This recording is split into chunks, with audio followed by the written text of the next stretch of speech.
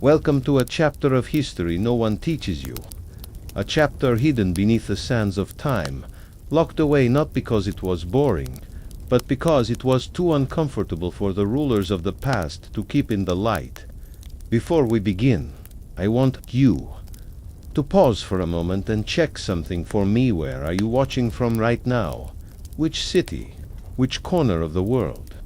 Is it late at night in Lahore, early morning in London, or maybe the quiet hours of 3 a.m. somewhere in New York? Car, are you wrapped in a blanket, phone in hand, letting your eyes drift across the screen, hoping to find something different, something that doesn't feel like recycled history?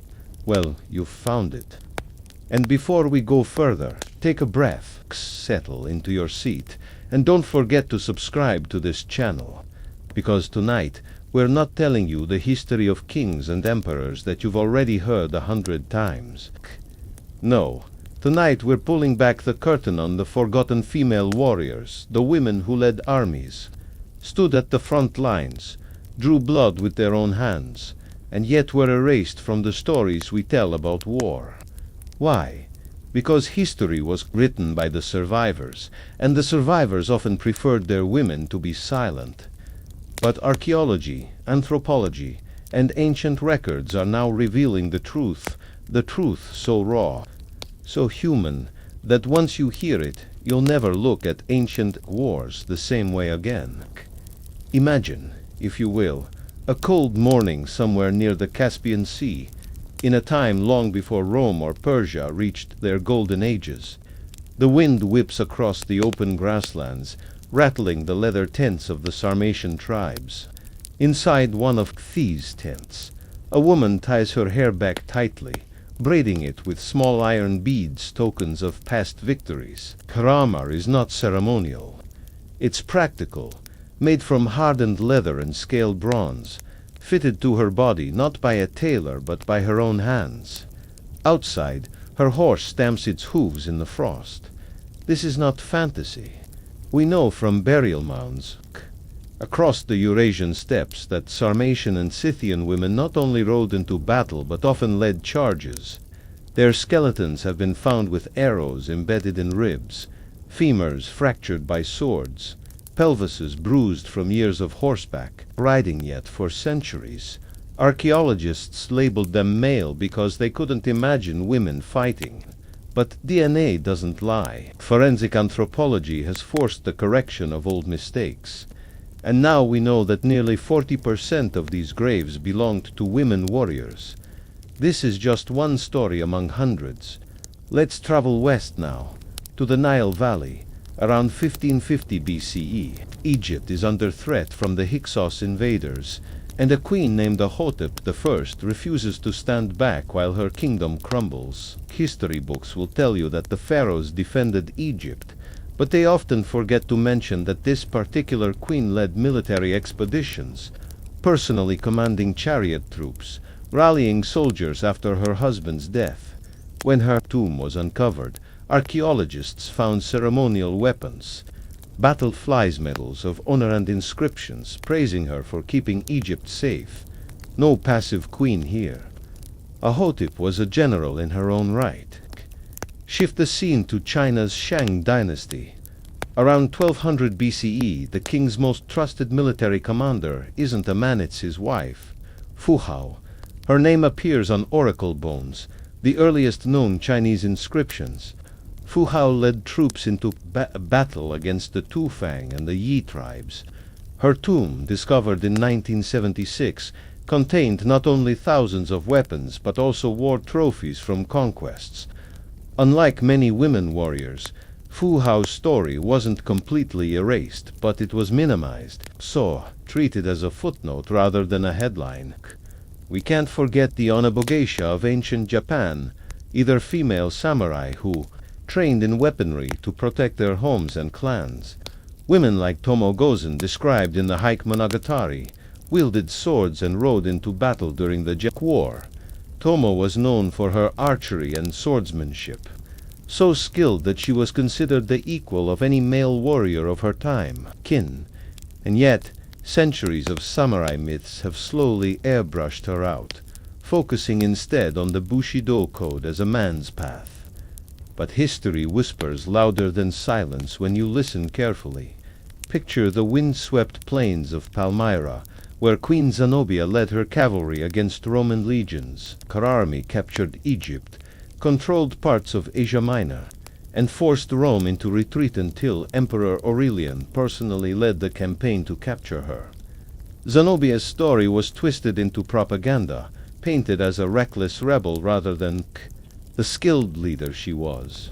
But records from the time still survive, suggesting her command of military strategy rivaled Rome's best generals. Moved to ancient Caria, where Artemisia I of Halicarnassus commanded ships in the Battle of Salamis, fighting on behalf of Xerxes. Her tactics were so sharp that even the Greek historian Herodotus, no fan of Persians, admitted she was the cleverest commander in the Persian fleet. She once rammed her own ally's ship to confuse the Greeks, making them believe she had switched sides, and thus escaped destruction. Herodotus records Xerxes saying, "My men have become women, and my women have become men," a statement that reveals both his shock and admiration. But why are these stories forgotten? Partly because after these women won battles, the chroniclers, usually men from patriarchal societies, preferred to reshape the narrative, casting male heroes at the center. When women could not be erased, they were often portrayed as anomalies, freak accidents of history, rather than participants in a long, complex pattern of female martial leadership.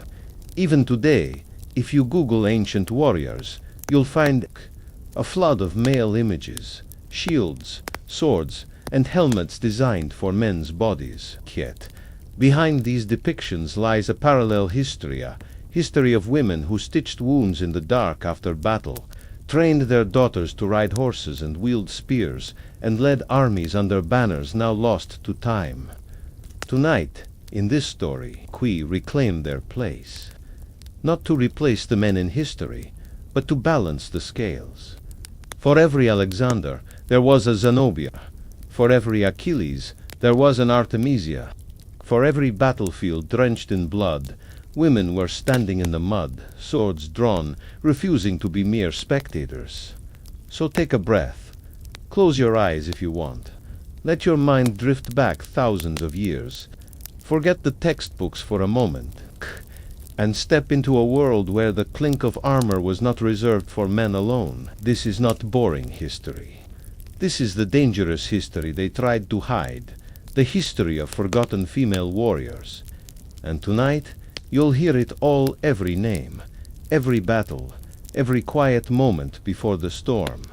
Let's begin this next chapter by shifting our gaze to the steppes of Central Asia, where the wind howls over endless grasslands and the horizon seems to stretch beyond human comprehension. Here, long before the name Amazon became a symbol of myth, there existed real horsewomen who rode with the force of storms, their arrows slicing through the air with deadly precision. Archaeologists digging in places like Pakrovka and Issyk have unearthed graves of women buried with bows, spears, and armor, clearly warriors, not mere companions to male fighters. Some of these burial sites contain teenage girls with war wounds, evidence of a life cut short not by childbirth or domestic accidents, but by battle. The Scythians and Sarmatians had a culture that allowed women to fight, not as exceptions, but as a recognized class of warriors. This wasn't romanticized equality. It was practical survival. Life on the steppe demanded every capable hand on deck. Women learned to ride horses as soon as they could walk, to shoot from horseback before they could sew, and to kill when necessary, not because they wanted to be violent, but because their world left no room for weakness. Imagine a young Scythian girl wrapping her fingers around the grip of a composite bow, the sinew and horn polished smooth by generations of use. Her mother shows her how to string it, how to flex her back muscles to release an arrow with accuracy from a galloping horse. There's no school, no written language, but lessons are passed down orally, where to strike for a clean kill, how to find medicinal herbs in the tall grass to treat arrow wounds, how to braid a horse's mane for speed, ki, and stealth. These were not sidelines to life. They were life itself. And yet, for centuries, historians wrote about the Scythians as if they were purely male nomads, conveniently forgetting the burial mounds filled with warrior women. The legend of the Amazons likely originated from travelers who encountered these steppe cultures and were shocked by the sight of women riding to war. Herodotus mentions them, describing them as fierce, almost supernatural beings. But the truth was simpler and more human. These were women trained from birth to defend their clans, hunt for food, and die in battle if needed. Step now into the world of ancient Britain, where Boudica, queen of the Iceni tribe, led a revolt against the Roman Empire in 60 CE. Boudica wasn't just a political leader, she was a battlefield commander. After Roman officials flogged her and assaulted her daughters, she called her people to arms. Roman historians like Tacitus and Cassius Dio describe her as a towering figure with wild red hair, riding a chariot into battle, her voice echoing across the hills as she led tens of thousands of Britons against Roman legions. Her rebellion nearly succeeded, sacking Roman settlements like Camulodunum, modern-day Colchester, and Londinium, London. The Romans eventually crushed the revolt, but Boudica became a symbol of defiance. So much so that her story was reshaped over centuries, clipped into a patriotic legend. But strip away the Victorian romanticism, and you find a real woman, not a myth, who stood against the might of Rome not just with words but with spears and fire. Move southward to the African continent, where the Dahomey kingdom, now modern-day, Benin maintained a standing army of women known as the Mino, or the Dahomey Amazons, from the 17th to the 19th centuries. These women were not just ceremonial guards. They were frontline warriors, trained in hand-to-hand combat, firearms, and siege tactics. European explorers and slave traders, shocked by what they saw, described these women as ruthless and disciplined, capable of charging enemy positions without fear. Their military rituals included dancing with real weapons, not as a performance but as preparation for real battle. Some accounts describe their hands-on training with knives and muskets, while others recall their strategies for jungle warfare, ambush tactics, and psychological intimidation. This was not a fringe group, it was an elite corps, making up nearly a third of the Dahomey military at its peak. The French colonial army encountered the Dahomey Amazons during the Franco-Dahomean Wars and recorded their fighting prowess with a mix of fear and respect. But after colonization, their history was conveniently forgotten or reduced to exotic folklore. Yet their graves remain, their weapons preserved in museums, their stories waiting to be retold without the colonial lens. Across the ocean, let's talk about the Native American cultures where warrior women were part of the social fabric. In the Crow Nation, for example, there was the legend of woman Sifatu spirit leader who not only participated in warfare, but led raids and negotiations with rival tribes. Among the Cheyenne, women like Buffalo Calf Road woman fought in the Battle of the Rosebud and the Battle of the Little Bighorn, where she is said to have knocked General Custer from his horse. Her role was passed down in oral histories, not textbooks, and only recently have scholars begun to document her contributions in written form. Many Plains tribes recognized that warfare wasn't strictly a male domain. Women could earn war honors, count coup, and even become war leaders if they proved themselves. Step into the frozen north now, where Viking sagas hint at shield maidens women who fought alongside men in raids and battles. For years, scholars dismissed these stories as literary exaggerations, but in 2017, the remains of a high-status warrior, buried in Birka Swidna grave long assumed to be male, were confirmed through DNA analysis to be female, buried with weapons, game pieces for military strategy, and war horses. This woman was not a camp follower or wife. She was a commander. This discovery forced historians to reconsider old biases. Were there more shield maidens than we thought? Where? The sagas preserving fragments of truth about women in Viking warfare. The evidence suggests yes. The myth of the exclusively male warrior class is cracking under the weight of archaeological fact. These women existed, not just as outliers, but as part of the military systems of their societies. Their erasure was not accidental. It was deliberate. A slow fading of memory imposed by generations of chroniclers who found it easier to imagine. A world where only men wielded power. Think about the implications of this. If history is told from one perspective, how many other truths have we lost? How many graves have been mislabeled? How many victories misattributed? How many sacrifices re-erased? Keep tonight as you listen. You're doing more than just hearing stories. You're participating in a quiet rebellion against the sanitized versions of history that have been handed down for centuries. Take a breath now. Let this information settle in your mind. Picture the ancient battlefields not just with rows of male soldiers, but with women interspersed among them, faces hard as stone, eyes sharp, armor gleaming under the same sun, bleeding the same blood. These are not fantasy characters. These are real people, forgotten because they didn't fit the neat categories of mother, maid, or queen. They were something else, warriors. And as we continue this journey, you'll hear more of their names, their struggles, and the echoes they left behind in the bones of history. Stay with me. As we continue this forgotten journey, close your eyes for a moment and imagine a world not divided by gender when it came to survival, but by courage, training, and circumstance.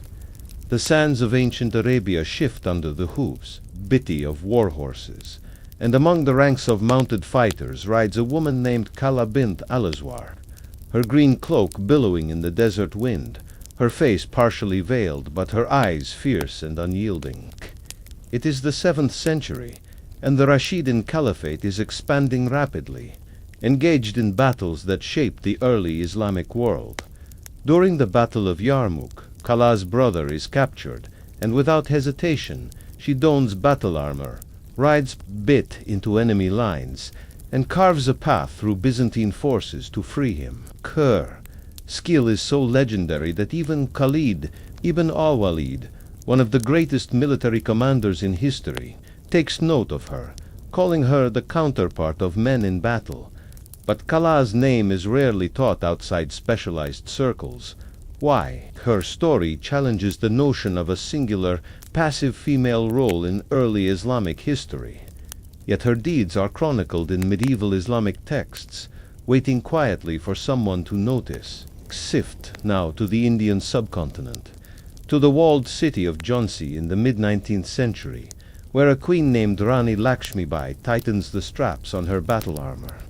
British colonial forces have breached the gates, and rather than surrender, she mounts her horse, her infant son strapped to her back, and rides out to meet the enemy. British officers, in their diaries, describe her as the most dangerous of rebel leaders during the 1857 Indian Rebellion. She fights until her last breath, becoming a symbol of resistance not just for India but for women who refuse to be defined by the limitations of their time. Lakshmi Bai's image today is often sanitized into patriotic paintings. Her sword held delicately, her sari flowing gracefully, but the reality was much bloodier, much more real.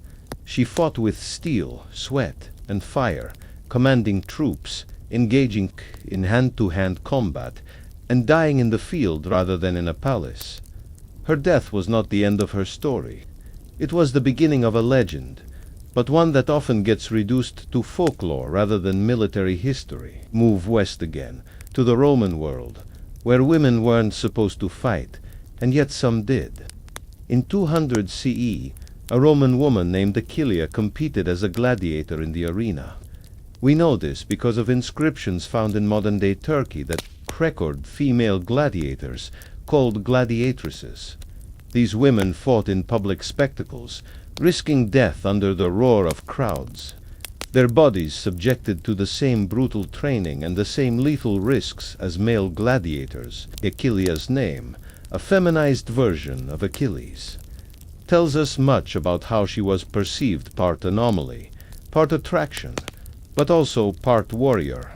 Some Roman emperors outlawed female gladiators, not because they found it barbaric, but because they found it unsettling. Women refusing the expected roles of domesticity disturbed the social order. Kit. Despite laws and censorship, female gladiators persisted for decades. Their existence now confirmed by archaeological finds, including reliefs showing women in combat poses, helmets on, swords drawn. Imagine the sound of metal scraping metal, in the sands of the Colosseum, but this time, the fighter is not a man. Shift now to the battlefields of Vietnam, where for over 2,000 years, women have participated in military campaigns. The Trung sisters, Trung Trak and Trung Ni, led a rebellion against Chinese occupation in 40 CE, commanding armies of thousands. They recaptured 65 fortresses in rapid succession, and for a brief moment ruled Vietnam as co-queens. The Chinese records depict them as dangerous rebels, but in Vietnamese folklore, they are revered as national heroines. Statues of the sisters on war elephants can still be found today. But again, the mainstream history lessons often pass over their military strategies and focus instead on their tragic suicides after defeat. Yet their campaigns were meticulously planned, their armies disciplined, and their leadership so effective that Chinese generals expressed astonishment at their success. The sisters did not lead from the rear. They led from the front, swords in hand, their elephants trampling enemy lines, their battle cries shaking the mountains. Let's not forget about the Mongol Empire, often imagined as a sea of male horsemen sweeping across Eurasia. But dig deeper into the records, and you'll find women like Kutulun, the niece of Kublai Khan, who was a wrestling champion and a battlefield commander. Marco Polo wrote about her, noting that she refused to marry any man unless he could defeat her in wrestling, a challenge that no suitor ever won. Kutulun rode into battle alongside her father, commanding troops, seizing prisoners, and devising strategies. Her strength was so legendary that she inspired later fictional characters, including the opera Tarandat, though her martial prowess was watered down into a story of romantic cruelty. In truth, Kutulun was a military leader who matched men not just in physical strength but in tactical skill. Her story is an example of how even in societies considered patriarchal, women could and did carve out spaces of martial authority. Cross now into Africa once more, where Queen Nzinga of Ndongo and Matamba led resistance against Portuguese colonizers in the 17th century. Nzinga wasn't just a warrior. She was a diplomat, a strategist, and a master of psychological warfare. She negotiated treaties in full battle regalia, sat on the backs of kneeling male courtiers when no chair was provided, symbolically placing herself above European negotiators, and led military campaigns well into her 60s. Her armies included both men and women, and her reign lasted decades despite constant threats from European powers. European chroniclers wrote about her with a mix of fear, fascination, and misogyny, branding her a manly woman to reconcile her leadership with their own biases. Yet Nzinga outmaneuvered her enemies time and again, using both swords and words as weapons. Her life is a lesson in resilience, a reminder that leadership often requires bending the rules society sets for you. Consider now the female pirates of history, like Anne Bonny and Mary Read, who fought aboard ships in the Caribbean during the so-called Golden Age of piracy. They dressed as men, not because they wanted to hide their gender, but because the social constraints of their time required it for survival. When captured and put on trial, they did not deny their actions. Anne Bonny famously told her judge, "If you had fought like a man, you needn't be hanged like a dog." Their stories became legends, but again, often romanticized into tales of adventure rather than analyzed for their role in maritime warfare. They weren't just pirates, they were part of a larger system of naval conflict that blurred the lines between state-sanctioned privateering and outlaw rebellion. Now imagine all these women together, not in the same time, not in the same place, but on the same long scroll of history, a timeline that stretches from ancient Scythian horsewomen to modern resistance fighters. Their stories don't fit neatly, coherent into the traditional narratives of war because they weren't supposed to. They challenge our assumptions, forcing us to reconsider what we think we know about courage, leadership, and the human capacity for defiance. As you sit quietly, listening to these names and these stories, let your mind wander through the smoky corridors of time. Picture the moments before battle, when a woman ties her hair back, grips her weapon, and whispers a prayer not to be remembered, but to survive. Think of the countless unrecorded heroines whose names are lost, but whose spirits linger in the artifacts dug from the earth, in the whispers of old songs, in the half-erased inscriptions on stone. This is not the history you were taught. This is the history you were never supposed to hear. But tonight, in this calm moment, you are part of the act of remembering. Stay with me as we continue. Let's now shift the lens toward the quieter moments of these forgotten female warriors, not just the battles, but the rituals before battle. The soft hours of preparation when courage is carved into the bones long before the first arrow flies. Picture a dawn mist rising over the grasslands of the Eurasian steppe. The sky is pale blue, streaked with the faintest silver as the sun slowly wakes the earth. Inside a leather tent, a Sarmatian warrior woman rolls, a piece of fur between her hands, whispering a prayer to the ancestors, asking for guidance. Her fingers tremble slightly, not from fear of battle, but from the weight of tradition. She dips a cloth into a pot of ochre and traces lines across her face, marking herself with the red symbols of war. These are not for decoration. They are protective wards, passed down from grandmothers to daughters, each symbol carrying the memory of past victories and losses. Outside, her horse stands tethered, nostrils flaring, sensing the energy in the air. She fastens a small bronze charm to the horse's bridle, not because she believes in magic, but because the act of doing so calms her heart. This is the side of war history rarely told, the private, meditative acts of warriors preparing for unknown. Now move east to ancient China, where Fu Hao, the Shang dynasty general and queen, kneels in front of an altar before battle. The oracle bones are heated in the fire, cracks forming on the surface as she reads the patterns for omens. Her soldiers wait outside, sharpening bronze axes, adjusting their armor. But inside the ritual space, Fu Hao consults the spirits. In Shang culture, warfare was intertwined with divination. The spirits were allies, consulted for advice on strategy, Norris timing, and morale. Fu Hao's strength wasn't just in her sword arm, it was in her mind, her ability to unite spiritual leadership with military command. Calm breath as she rises from the ritual, places her ceremonial dagger back into its sheath, and steps out into the cold morning, ready to lead troops into battle. Shift the scene again to Sparta, where young girls train alongside boys, learning not only how to fight, but how to endure. The Agoj Sparta's brutal education system included girls, an unusual fact for ancient Greece. Spartan women wrestled, ran races, and trained with javelins. Mothers told their daughters, "Come back with your shield or on it," a phrase often misattributed solely to men. But in Sparta, the expectation of courage was shared.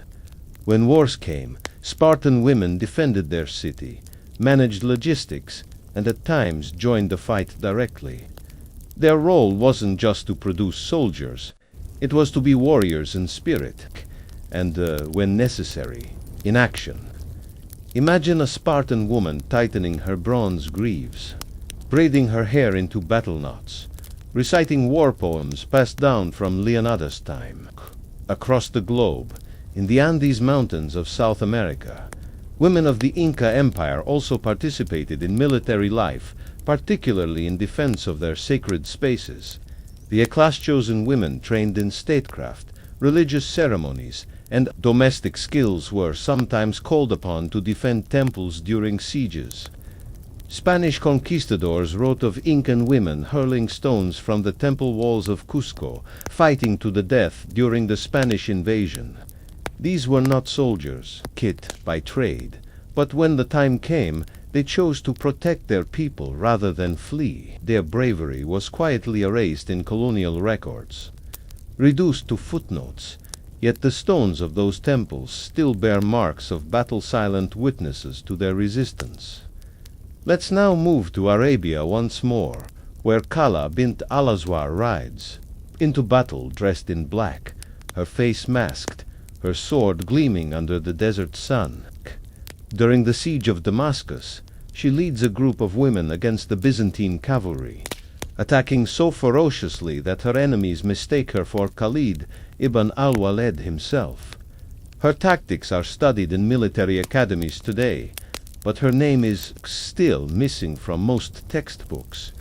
She didn't fight for fame or fortune, she fought for honor, family, and the protection of her homeland.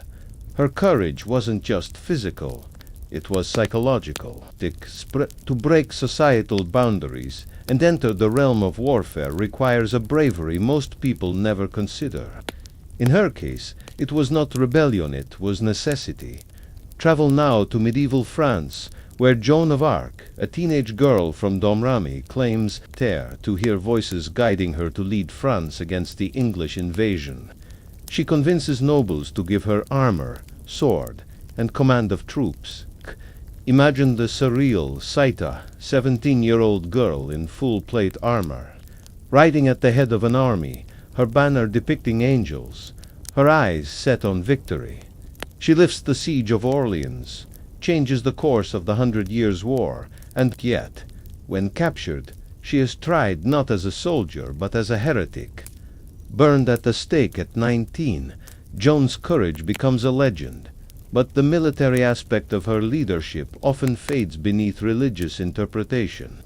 Strip away the sainthood, and you find a commander, a strategist, a symbol of national resistance whose battlefield tactics are studied even today. Now, close your eyes and picture the final moments before battle for all these women. A Sarmatian horsewoman adjusts her quiver, checking the balance of her arrows. A Dahomey Amazon sharpens her machete under moonlight, her muscles tense but her mind focused. A Viking shield maiden pulls her cloak tight, humming a lullaby she learned as a child, now repurposed as a battle chant. These moments are the quiet core of warfare, the human side, the preparation of the spirit before the clash of steel. This is what history so often forgets, that warriors, whether male or female, experience the same doubts, the same rituals, the same tiny human gestures that ground them before facing death. Think of the soft crackle of leather straps being fastened, the whisper of silk armor being smoothed down, the weight of a sword tested in one hand, then the other. These details matter because they remind us that history is not a collection of names and dates. It is a collection of moments. The moments before the charge, the whispered prayers, the private decisions to step into danger, knowing the cost. In these moments, the division between male and female fades. All that remains is courage. All that remains is will. Imagine now the historians of the past, sitting in candlelit rooms, writing chronicles that skip over these women. Perhaps they found it easier to imagine history as a parade of kings and male generals, a simpler narrative to pass down. But the truth is messier, richer, and far more interesting. The bones tell us stories the books tried to forget. Archaeologists uncover graves that defy expectations. Women buried with spears, swords and shields, sometimes with battle scars still visible in their skeletons. Each discovery peels back another layer of silence. Tonight, as you listen to this calm history, you are part of a quiet rebellion against that forgetting. You are helping to remember. Stay with me as we continue uncovering the hidden legacies of these women, the warriors of the ancient world whose echoes still linger in the wind, in the soil, and in the unspoken corners of memory. Now imagine the aftermath of battle, a side of war that is rarely shown in paintings or recited in victory speeches. The long, quiet hours after the clash of swords and the roar of war horns fade into silence. The battlefield is not a glorious place after the fight ends. It is a landscape of shattered armor, discarded weapons, and the heavy scent of blood mixed with earth. And among the bodies, among the wounded and the dead, walk the forgotten female warriors, binding wounds, closing the eyes of fallen friends, whispering prayers for souls now passed into legend. These moments are where real courage lives, just in the charge, but in the acceptance of what comes after. Imagine a Scythian horsewoman dismounting beside her slain companion, wiping the sweat from her face with shaking hands. She kneels, pulling a needle from her belt knot, a weapon, but a tool for stitching wounds. She threads sinew through flesh, with practiced precision, not pausing when her hands tremble because she has done this 100 times before. Her armor is stained, her eyes hollow with exhaustion, but she works without complaint because survival requires it. Across the world, in a quiet tent outside of a Mongol camp, Kutulun wipes blood from her sword, places it beside her on a cloth, and tends to her bruised ribs. She listens to the breathing of her warriors sleeping around her in the flickering light of an oil lamp. Her mind is not on glory but on strategy, how to keep her people alive, how to plan for the next day's march. Leadership is not about grand speeches in this moment. It is about quiet endurance. In Vietnam, after the Trung sisters' troops recaptured the fortress, they did not celebrate with feasts and songs. Instead, they sat by riverbanks, washing wounds, repairing armor, and lighting incense for those who would not return. History often remembers the victory but forgets the labor that follows the rebuilding, the nursing of the injured, the psychological toll of having killed or watched friends die. These women bore that weight as much as any man, sometimes more, because their participation was not always welcomed or acknowledged. They fought for survival, but also for a place in memory, a place they were often denied. Consider the Dahomey, Amazons returning from jungle ambushes, their uniforms torn, their feet blistered, yet their formation unbroken as they re-enter the royal compound.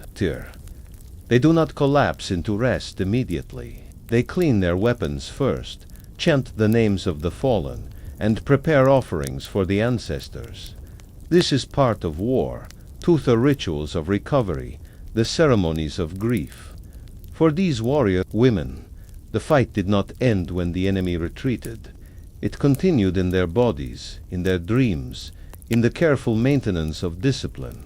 Move now to ancient Japan, where an onabogeisha sits alone in her garden after battle, her katana resting across her lap. She watches the koi fish ripple beneath the pond's surface, her mind replaying the combat of the day. Her armor lies neatly folded beside her, its seams stained with sweat.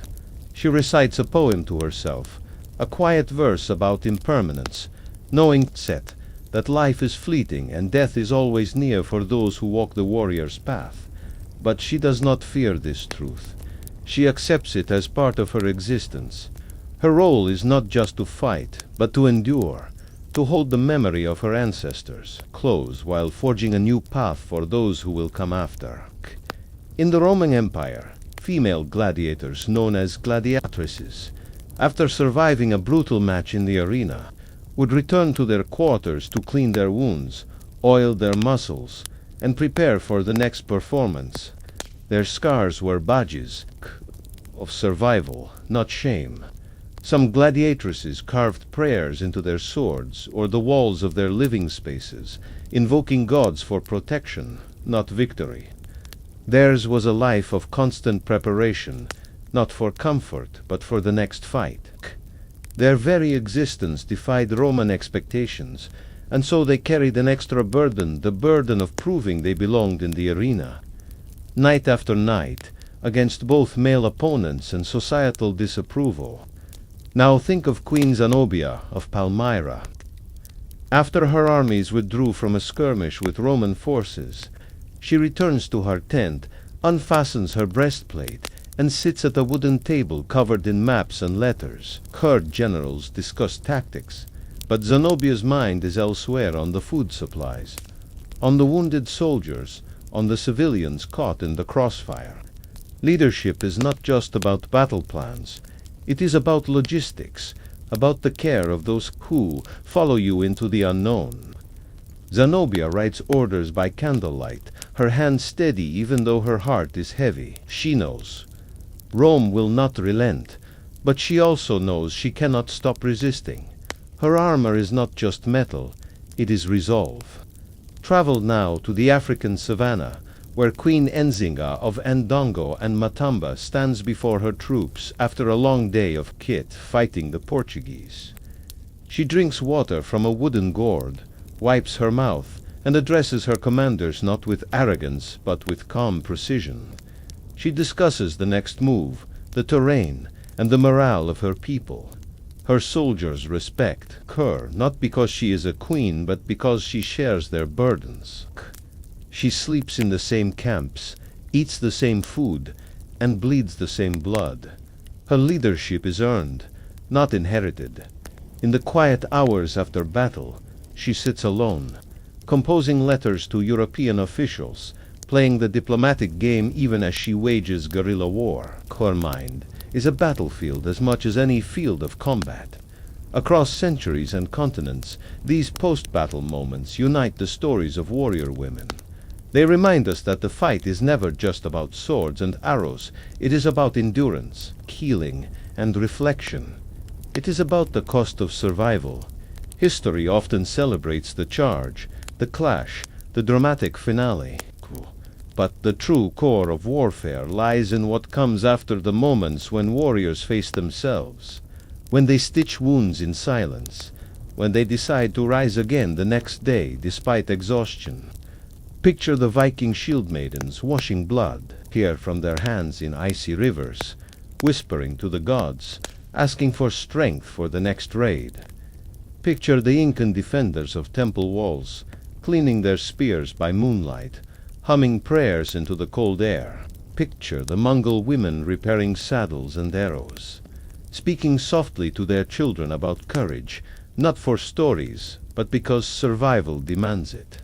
These are not scenes you'll find in traditional history books, but they are real. They are the hidden backbone of warfare, the part that no monument captures, no victory arch displays. Yet, this is where humanity lives, in the after, in the recovery, in the decision to keep going. As you listen, feel the weight of these stories settle into your mind. Let them replace the one-dimensional tales of kings and conquests with something richer, something more human. This is not the history you fell asleep to in school. Here, this is the history that lingers in the quiet, in the spaces between battles, in the long hours when warriors are simply people again, scarred, weary, but unbroken. Take a deep breath now. Adjust your blanket if you're lying down. Let your thoughts drift through time, across the centuries, through fields of grass and rivers of memory. You're part of this remembering. Stay with me as we continue this journey into the calm, powerful history of the world's forgotten female warriors. Now, let's step into another hidden layer of history. The training grounds of forgotten female warriors, the places where courage was not born overnight but shaped slowly, day after day, through sweat, mistakes, discipline, and repetition. Imagine the dust rising from a Sarmatian camp in the open steppe, the sun barely cresting the horizon as young girls and boys line up for weapons training. There are no classrooms here, no scrolls or ink to record lessons. The lessons are written, on muscle memory, in bruised shoulders and calloused hands. A girl no older than 12 pulls back the string of a composite bow, her small arms trembling as she struggles to hold attention. Her mother, a veteran of many battles, corrects her stance gently, guiding her elbow higher, whispering to her, "Breathe with the wind, not against it." This isn't play, it's preparation for life in a world where enemies could arrive at any moment. The girl releases the arrow, and it slices the air with a sharp whisper, striking the straw target of Sek. She frowns, but her mother smiles. Progress. Over time, her aim will sharpen, and so will her resolve. This is how warrior women are, made not by legend, but by labor. Now, imagine the Amazon warriors, whose existence was long dismissed as myth until modern archaeology proved otherwise. Excavations across the Eurasian plains have uncovered graves of women buried with bows, spears, and war horses, their skeletons showing signs of combat injuries identical to those of male warriors. These women didn't learn to fight as adults, they trained from childhood. Their rituals of learning included horseback, archery, close combat wrestling, and survival skills. They knew how to track enemies, how to disappear into the landscape, how to fight in formation. Training was not optional. It was woven into daily life, like eating or breathing. Across the seas in West Africa, the Dahomey Amazons underwent similar regimens. From a young age, they were selected for strength, agility, and courage. Training involved wrestling, weapon drills, and mental conditioning. Recruits were sometimes sent into the forest to survive alone for days, learning to forage, to stay silent when hunted, to kill if threatened. Their hands grew strong from constant spear practice. Their minds grew sharper from constant lessons in tactics and loyalty. The Dahomey Amazons were taught to suppress fear, to see pain as a temporary visitor, not a master. They practiced ambush techniques, night maneuvers, and hand-to-hand combat in dense jungles. Failure was not met with punishment, but with more training. The idea was simple. Mastery takes time, and time demands patience. Now picture an Anabuk in medieval Japan, tying her hakama trousers tightly around her waist before beginning her morning drills. Her practice sword, a heavy wooden bokken, rests against the dojo wall. She bows to her instructor, then to the space before her, acknowledging both tradition and the spirits of warriors past. She moves through kata-precise forms of attack and defends, her body flowing like water, then striking like steel. Her training is not just physical, it is spiritual. She learns the philosophy of Bushido, the way of the warrior, which teaches Psit that life and death are part of the same path. In the evenings, she polishes her armor, oils her sword, and writes poems about impermanence. For her, training is not about glory. It is about readiness. Shift now to the Roman world, where female gladiators trained in secret spaces far from the grand arenas. The Ludus, or gladiator school, accepted a few women despite societal resistance. These gladiatrices learned to fight with swords, tridents, and nets. Their muscles hardened through endless repetition of moves that would one day mean life or death. They practiced falls and recoveries, rolls to avoid fatal strikes, and how to read an opponent's body language. Their diets were controlled, their sleep schedules regulated.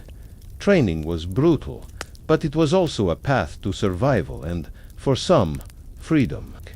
For a female gladiator, each swing of the sword was a declaration of existence in a world that tried to ignore her. In Vietnam, The Trung sisters trained their forces, men and women alike, in guerrilla tactics to resist Chinese occupation, DA. The training included river navigation, elephant riding, and coordinated ambushes in mountainous terrain.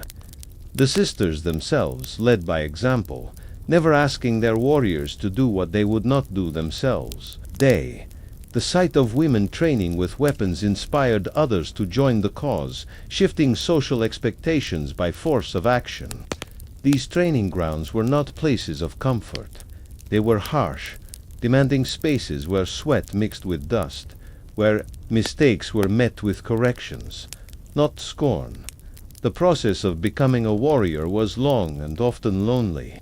There were days when the body ached so badly it seemed impossible to continue.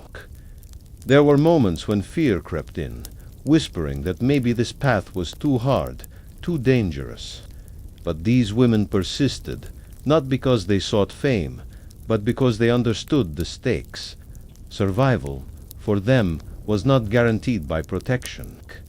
From men it was guaranteed by their skill, their preparation. Here, in the icy north, Viking shield maidens trained alongside their male counterparts, learning to wield axes and swords in close quarters. Saga literature mentions them, and recent archaeology has confirmed their presence.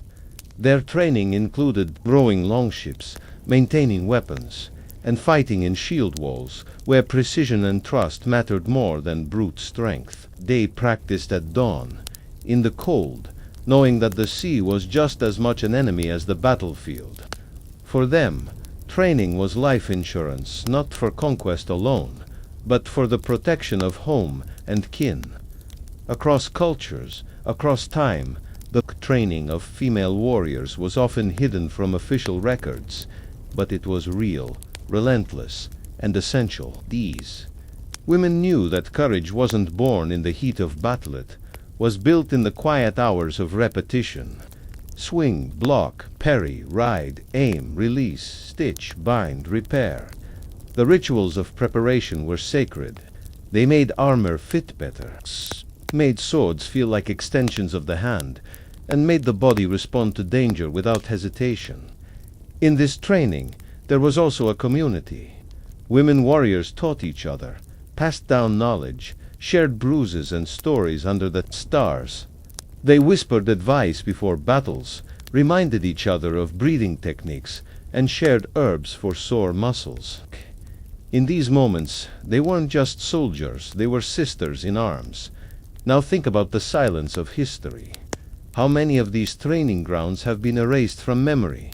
How many sweat-stained arenas, forest clearings, and mountain paths are forgotten because the people who trained there did not write books, did not build statues, did not carve their stories into marble. Yet the earth remembers. Bones remember. Archaeological sites yield clues. Calloused fingers on skeletons. Healed fractures that match combat injuries. Weapons buried with women not as symbols, but as tools of life. Tonight, as you listen, you are stepping into those forgotten spaces. You are walking the same dusty paths, hearing the same breath patterns, feeling the same cold steel against the palm. You are witnessing the quiet labor that made courage possible. This is not the history of kings and queens sitting on thrones. This is the history of practice, persistence, and preparation. It is the history of women who chose not to wait for rescue but to train for resistance. And in that training, they found freedom. Stay with me as we continue this journey into the calm, powerful world of forgotten female warriors. Now let's open another quiet chapter in the world of forgotten female warriors, a chapter about the armor they wore, the weapons they carried, and the objects they kept close to their bodies, not just for battle, but for identity. Imagine the feel of cold metal against skin at dawn, the moment when a warrior woman straps on her gear, each piece a ritual of readiness. The history of female warriors is not just about swords and arrows. It's about the objects they chose, boon, the tools that defined their roles, and the secret meanings hidden in their armor. Let's begin on the steps of ancient Erasure. where Scythian and Sarmatian women buried with weapons tell silent stories through their graves. Archaeologists have uncovered skeletons wearing scale armor, small bronze plates sewn onto leather or linen, flexible and light enough for horseback fighting. Some women carried composite bows, their curves layered with wood, horn, and sinew, small enough to fire from a galloping horse, but powerful enough to pierce enemy armor. Alongside these weapons, tiny personal items were found: mirrors, beads, and combs not, because these women were vain, but because grooming was part of maintaining readiness. A tangled braid could mean disaster on horseback. Their saddles were carved with symbols of protection, their quivers decorated with animal motifs, invoking speed, strength, and stealth. These were not just tools of war, they were part of a cultural identity where femininity and martial skill existed side by side. Shift now to the Dahomey Kingdom in West Africa. The Dahomey Amazons carried long razor-sharp machetes, curved slightly for close combat in dense jungles. Some wielded muskets and learned the painful ritual of loading gunpowder quickly under stress. But beyond weapons, they wore belts adorned with charms, pieces of bone, small pouches of herbs, and talismans believed to protect them from bullets. Their uniforms were practical but symbolic, blue and red cloth, wrapped tightly to avoid snagging in trees during ambushes, and cowrie shells sewn into collars to represent wealth and power. These objects mattered because they reminded the warriors of who they were, not just soldiers, but guardians of their people. When the French encountered these women during colonial wars, they wrote detailed accounts of their precision in battle, and the eerie silence with which they moved through the trees. Their weapons gleamed in the dark, but their greatest armor was discipline. In Japan, the Onobogeisha wore lightweight armor made of lacquered leather and iron plates called lamellar. This armor was designed for mobility, allowing for sword fights and archery on horseback. Some pieces were custom-made for female bodies, smaller, more fitted around the chest and hips, but no less protective. Their weapons included the naginata, a curved polearm perfect for sweeping attacks against mounted foes, and the kakon, a small dagger kept hidden in the obi belt for close combat or ritual suicide if captured. But beyond weapons, Onoboga often carried momentous pieces of poetry written on silk, lockets containing family crests, and incense pouches to calm the mind before battle. These small objects were reminders of life beyond war, of families waiting at home, of the balance between duty and humanity seen in the Roman world. Female gladiators, or gladiatrices, wore minimal armor compared to their male counterparts. The idea was to make the spectacle more dramatic, but they still carried weapons with deadly efficiency. Wooden training swords were used for practice, but in the arena they fought with real steel gladi short swords, tridents, and even nets. Some carried their blades, engraved with symbols or names, as a way to maintain control over their destiny in a profession where survival was rare. Bracelets and anklets made of bronze have been found in graves, suggesting that even in death they wanted to retain symbols of status and resilience. Imagine standing in the sands of the Colosseum, hearing the roar of the crowd, feeling the weight of a sword in your hand, not for theater, but for life itself. The weapons were sharp, but sharper still was the resolve to exist in a space meant to erase you. Let's move now to the battlefields of Palmyra, where Queen Zenobia's cavalry wore chainmail robes and carried composite bows, curved swords called scimitars, and small round shields painted with the crescent moon. Zenobia herself was said to have worn armor embroidered with gold thread, not out of vanity, but to declare her royal lineage on the battlefield. She led from the front, her helmet plumed with feathers, her horse draped in silk armor known as barding. These symbols were strategic. They inspired troops and struck fear into enemies. The objects of war, in her case, were tools of both defense and psychological warfare. In Vietnam, the Trung sisters carried swords curved for slashing in jungle combat. Their war elephants wore armor too thick leather over their flanks, with metal studs to protect against arrows. The sisters reportedly carried flags stitched by village women, each symbol on the cloth representing clans who had joined the rebellion. These banners were more than just markers on a battlefield. They were declarations of unity, a fabric woven with the hopes of the oppressed. After the battle, the sisters' warriors would repair these flags, patching holes with new cloth, ensuring that the symbols of resistance never faded. In the Inca Empire, women defenders of temples carried slings, not just for throwing stones, but for launching carefully crafted projectiles wrapped in cloth and dipped in herbs, designed to confuse or disable enemies. Some carried ceremonial knives called tumi, used for both sacrifice and defense. These objects held layers of meaning, spiritual, practical, and personal. A sling was not just a weapon. It was a connection to the earth, to tradition, to the cycles of life and death. The Incan women wore tunics dyed in sacred colors, each pattern representing a family line, a province, or a divine symbol. Their clothing was armor to not in the physical sense, but in the sense of identity, reminding them of who they were and what they protected. Across the Atlantic, among the Native American tribes of the Great Plains, women warriors carried bows crafted from Osage orange wood, knives carved from bone or steel traded with settlers, and shields painted with personal visions seen in dreams before battle. They might paint their faces with patterns representing strength, vision, and connection to the spirit world. Some wore medicine pouches around their necks, filled with feathers, beads, and herbs given by elders for protection. These items were not superstition, they were mental armor, grounding the warrior in a world beyond just survival. Now think about the archaeological sites around the world, graves uncovered with objects once dismissed as ceremonial or symbolic, but now understood as practical tools of war. Female skeletons buried with swords, spears, and armor plates tell stories that no scroll or parchment ever recorded. Museums hold these artifacts behind glass, often labeled simply as warriors' equipment, but the truth is richer, more complex.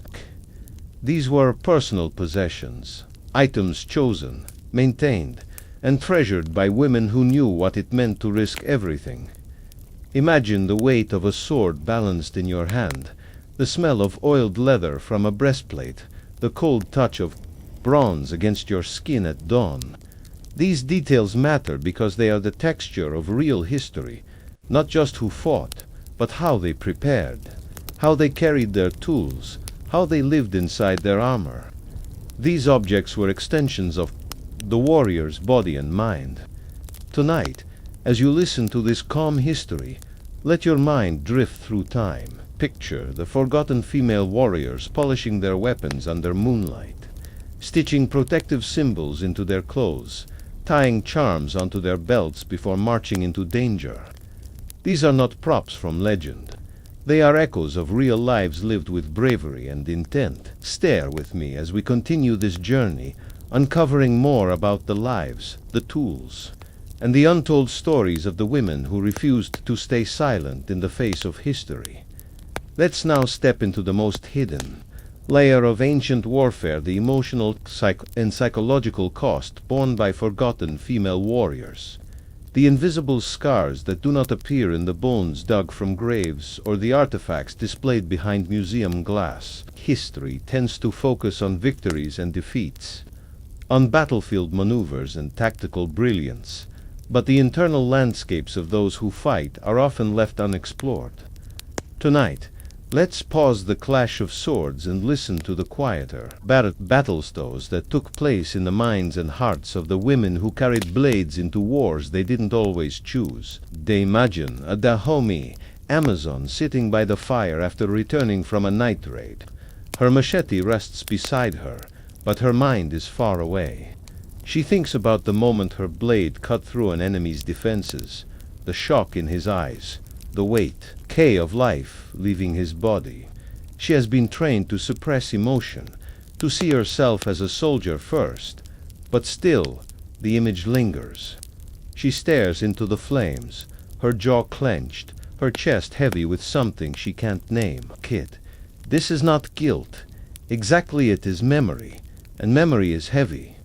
In the cold steppes of Erasure, a Sarmatian woman buries her friend who fell in battle. She doesn't weep openly. Tears are private in her culture.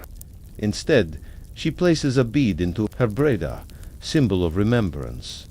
That bead will travel with her for the rest of her life, a silent testament to the one who is gone.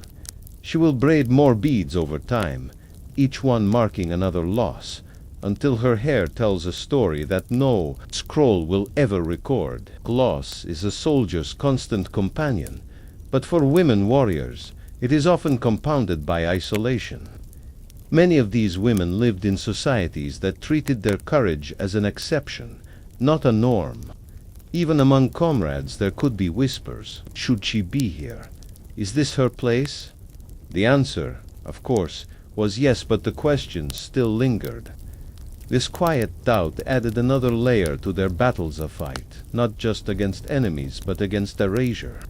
In ancient Japan, an Onabu geisha, watches her reflection in the still water of a temple pond after returning from battle. Her face is calm, her armor laid aside, but her mind replays the sounds of combat, the screams, the clash of blades, the silence afterward.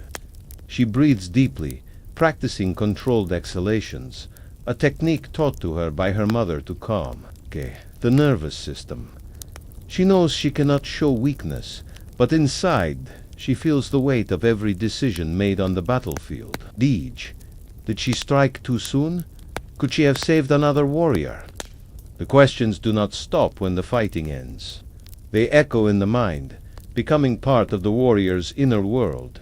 In the Roman Empire, a gladiatrix sits alone in her cell beneath the arena, listening to the muffled roar of the crowd above. Her next fight is in the morning. She sharpens her blade, not just for victory, but for survival. She has learned to mask fear with practice, to rehearse every move in her mind before stepping into the sand. But the night before a match is long. Sleep does not come easily. Her heart races, her stomach churns. She touches the small charm around her neck, a piece of cloth from her mother's garment, hidden beneath her armor. It is her tether to another life, one she barely remembers. The psychological preparation for combat is as grueling as the physical, and it repeats, day after day, until the body forgets how to live without it. Move now to the walls of Palmyra, where Queen Zenobia writes letters to her allies, knowing full well that betrayal could come at any moment. The stress of leadership is its battlefield. She must balance military decisions with diplomacy, knowing that a single misstep could cost her empire, her people, and her life. At night, when the torches dim and the camp falls silent, she stares at maps, her fingers tracing borders that shift like sand. She does not sleep much. Her dreams are filled with visions of Roman legions marching closer. This mental toll is rarely discussed in history books, but it is real. The burden of command is not just logistical, it is emotional. Now shift to the Vietnamese jungles, where the Trong sisters sit together, wrapping bandages around their warriors. After a skirmish, they joke quietly with their soldiers, trying to ease tension, but when the night grows still, they hold each other's hands and sit in silence. They know the odds are against them. They know the rebellion may fail, but still they choose to lead. Courage is not the absence of fear, it is the decision to act despite it. They breathe in the thick jungle air, feeling both the pulse of life and the shadow of death all around them. This balance is their world now. In Africa, Queen Nzinga sits before her war council, her face a mask of calm. Inside, she calculates risks, weighing alliances, considering betrayals. She has trained herself to trust no one fully, a necessity born from years of political survival. But at night, when she removes her crown and lies down on a simple mat, she lets her mind wander back to childhood, to moments of simplicity now long gone. Her armor is heavy, not just on her body but on her spirit. Leadership in war isolates it, creates a distance between the self and others, between public strength and private vulnerability. For the women who bore this dual role as warriors and as symbols, the cost was immense. Psychological wounds are not visible in the archaeological record. You cannot dig up a skeleton and see the sleepless nights, the racing thoughts, the quiet tears shed in solitude. But oral histories, diaries, and ancient writings give us glimpses. They tell of warriors who carried grief like a second sword, of leaders who whispered prayers, not for victory but for peace, knowing peace might never come. Among the Vikings, shield maidens faced similar burdens. Saga literature hints at the melancholy of warriors who lived between roles not fully accepted as women in the domestic sphere, not fully embraced as equals in the ranks of men. After the battle, they drank mead with their comrades, but often slept alone, their minds haunted by the images of war. Some took to carving runes into wood or stone, small private inscriptions that no one else would read. These carvings were not for legacy, they were for release. There were ways to pour fear, guilt, and sorrow into something tangible, something outside the self. In the modern world, we understand terms like post-traumatic stress, but in ancient times, there were no words for these invisible scars, yet they existed. The human brain, whether in the body of a male or female warrior, responds to trauma in similar ways. Sleep disturbances, hypervigilance, emotional numbness, these are ancient experiences, not modern inventions. They ripple silently beneath the surface of history, part of every battlefield, every campfire after the fight. Tao, imagine the small comforts these women clung to. A necklace passed down from a mother, a lullaby hummed softly while polishing a blade, a piece of cloth sewn into armor, carrying the scent of home. These were the coping mechanisms of ancient warriors, ways to anchor the mind when the soul drifted too close to despair. Some women warriors turned to spirituality, seeking solace in rituals before and after battle. Others turned to their comrades, finding brief moments of connection in shared exhaustion. And some carried their burdens alone, trusting no one with the depths of their thoughts. As you listen to this part of the story, let your mind hold space for these silent struggles. These were not just fighters, they were human beings caught in the currents of history, forced to carry weight far heavier than swords. Their resilience was not just in battle but in the quiet moments afterward, when they chose to rise again, day after day, despite knowing what the cost would be. Take a breath now. Feel the calm settle over you as you imagine the flickering campfires of history. The warrior women staring into flames, confronting memories that have no easy resolution. You are witnessing a part of history most people overlook: the emotional legacy of war, the hidden chapters written not in ink, but in the silence of long nights. Stay with me as we continue this journey, uncovering more about the inner lives of the world's forgotten female warriors. Now let's journey into another hidden layer of the forgotten female warriors' world, not just the battles they fought, but the alliances they made, the friendships they forged, and the betrayals they faced along the way. War is never just a matter of steel and blood. It is also a matter of trust, of loyalty, of human connection under extreme pressure.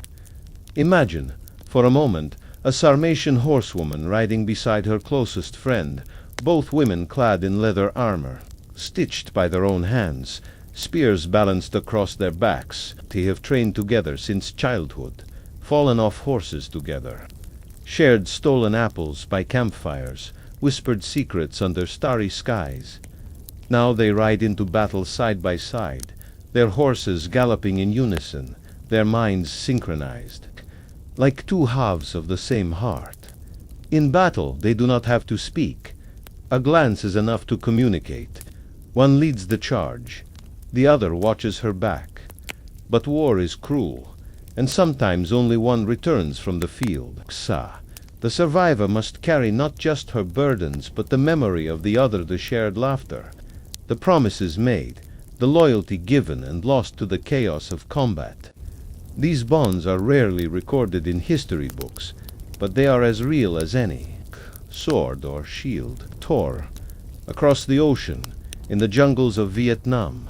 The Trung sisters stand at the center of a network of alliances, weaving together clans and tribes that do not always trust one another. Leadership in rebellion is not just about commanding troops. It is about maintaining fragile coalitions.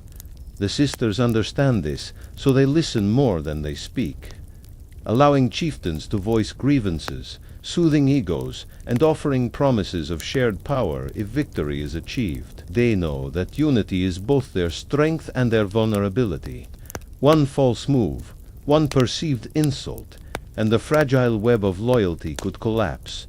Every night they discuss these alliances in whispered tones, knowing that even among allies, betrayal is always a possibility. The weight of that knowledge keeps them awake longer than fear of battle ever could.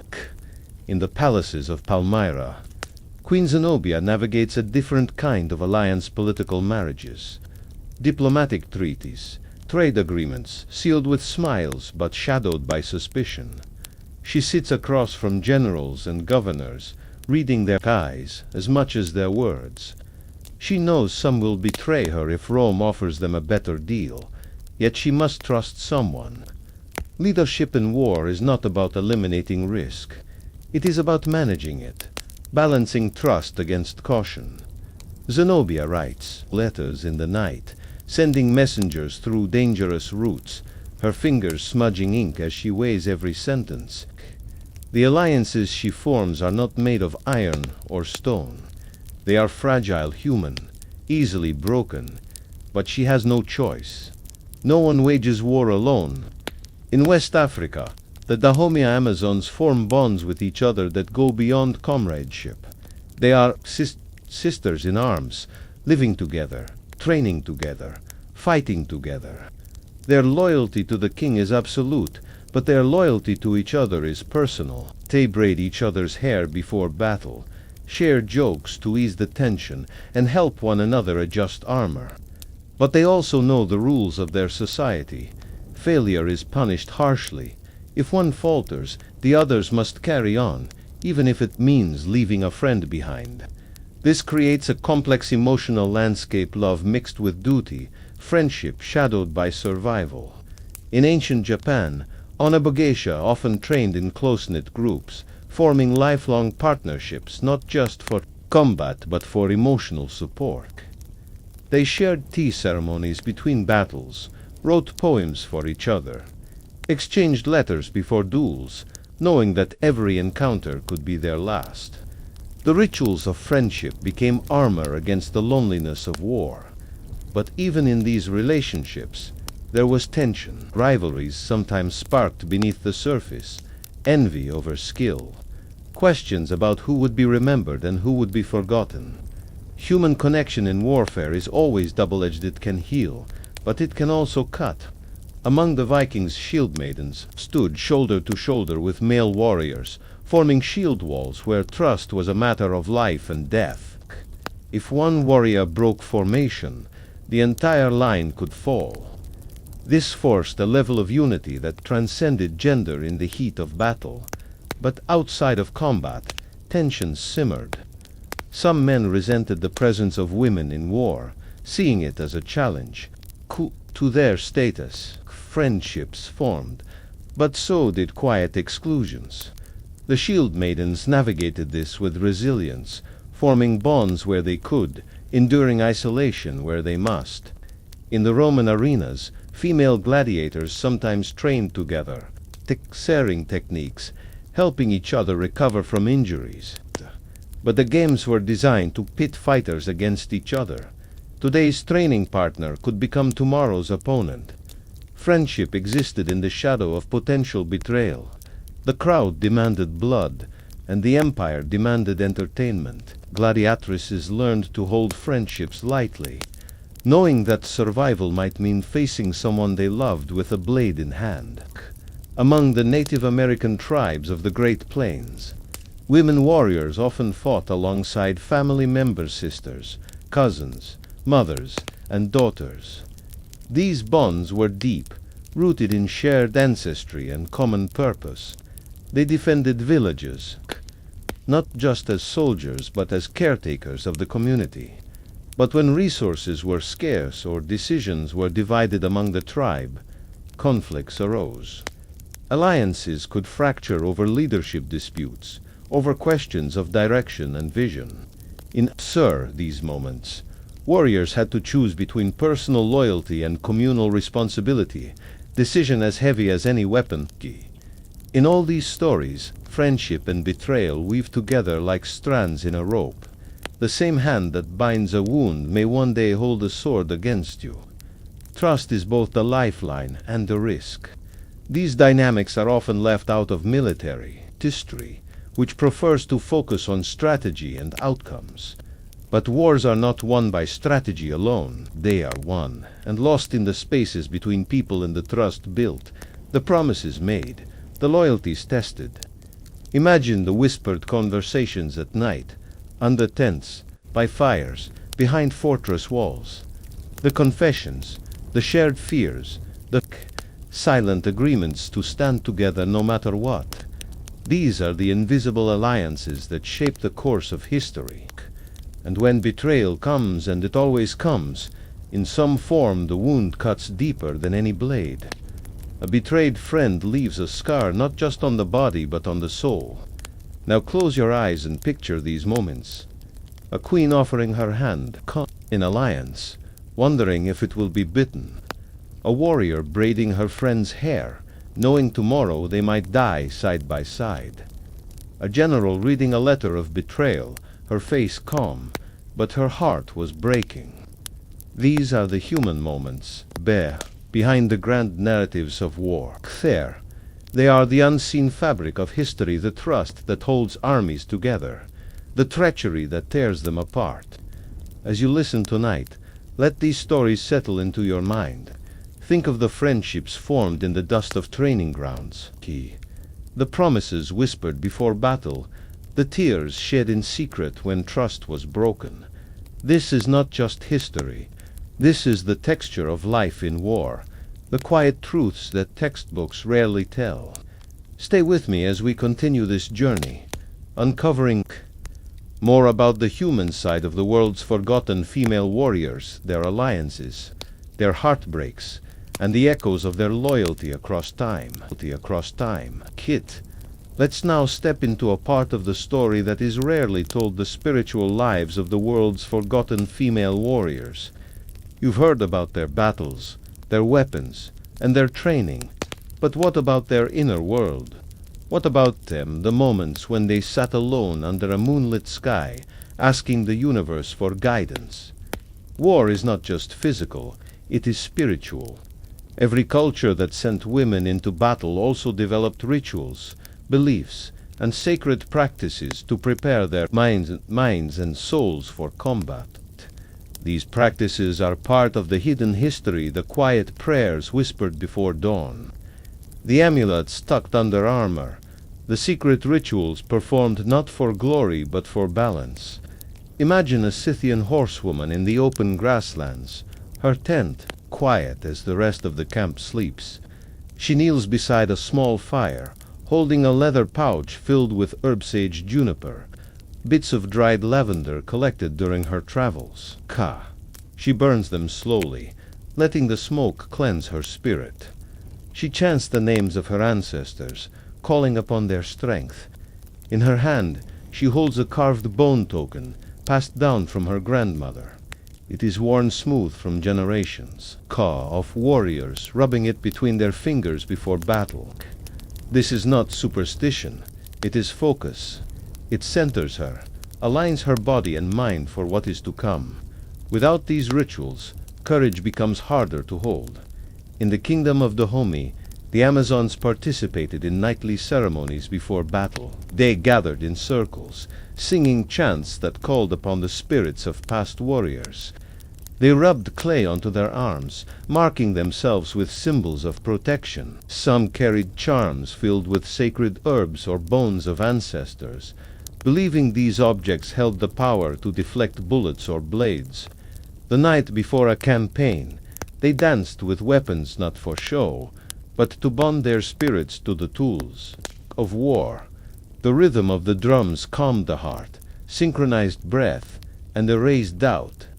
These spiritual practices were as much a part of their training as sword drills or ambush tactics. In medieval Japan, the Anabogeisha practiced Zen meditation, sitting in stillness before battle. They focused on breathing, slowing their thoughts, and accepting the impermanence of life. Some recited poetry known as death poems, short verses written to express their state of mind before entering combat. These poems were not morbid, they were reminders of clarity, a way to step beyond fear. Imagine a woman sitting in a garden. Before dawn, her armor resting beside her, composing a final poem that she might never share aloud.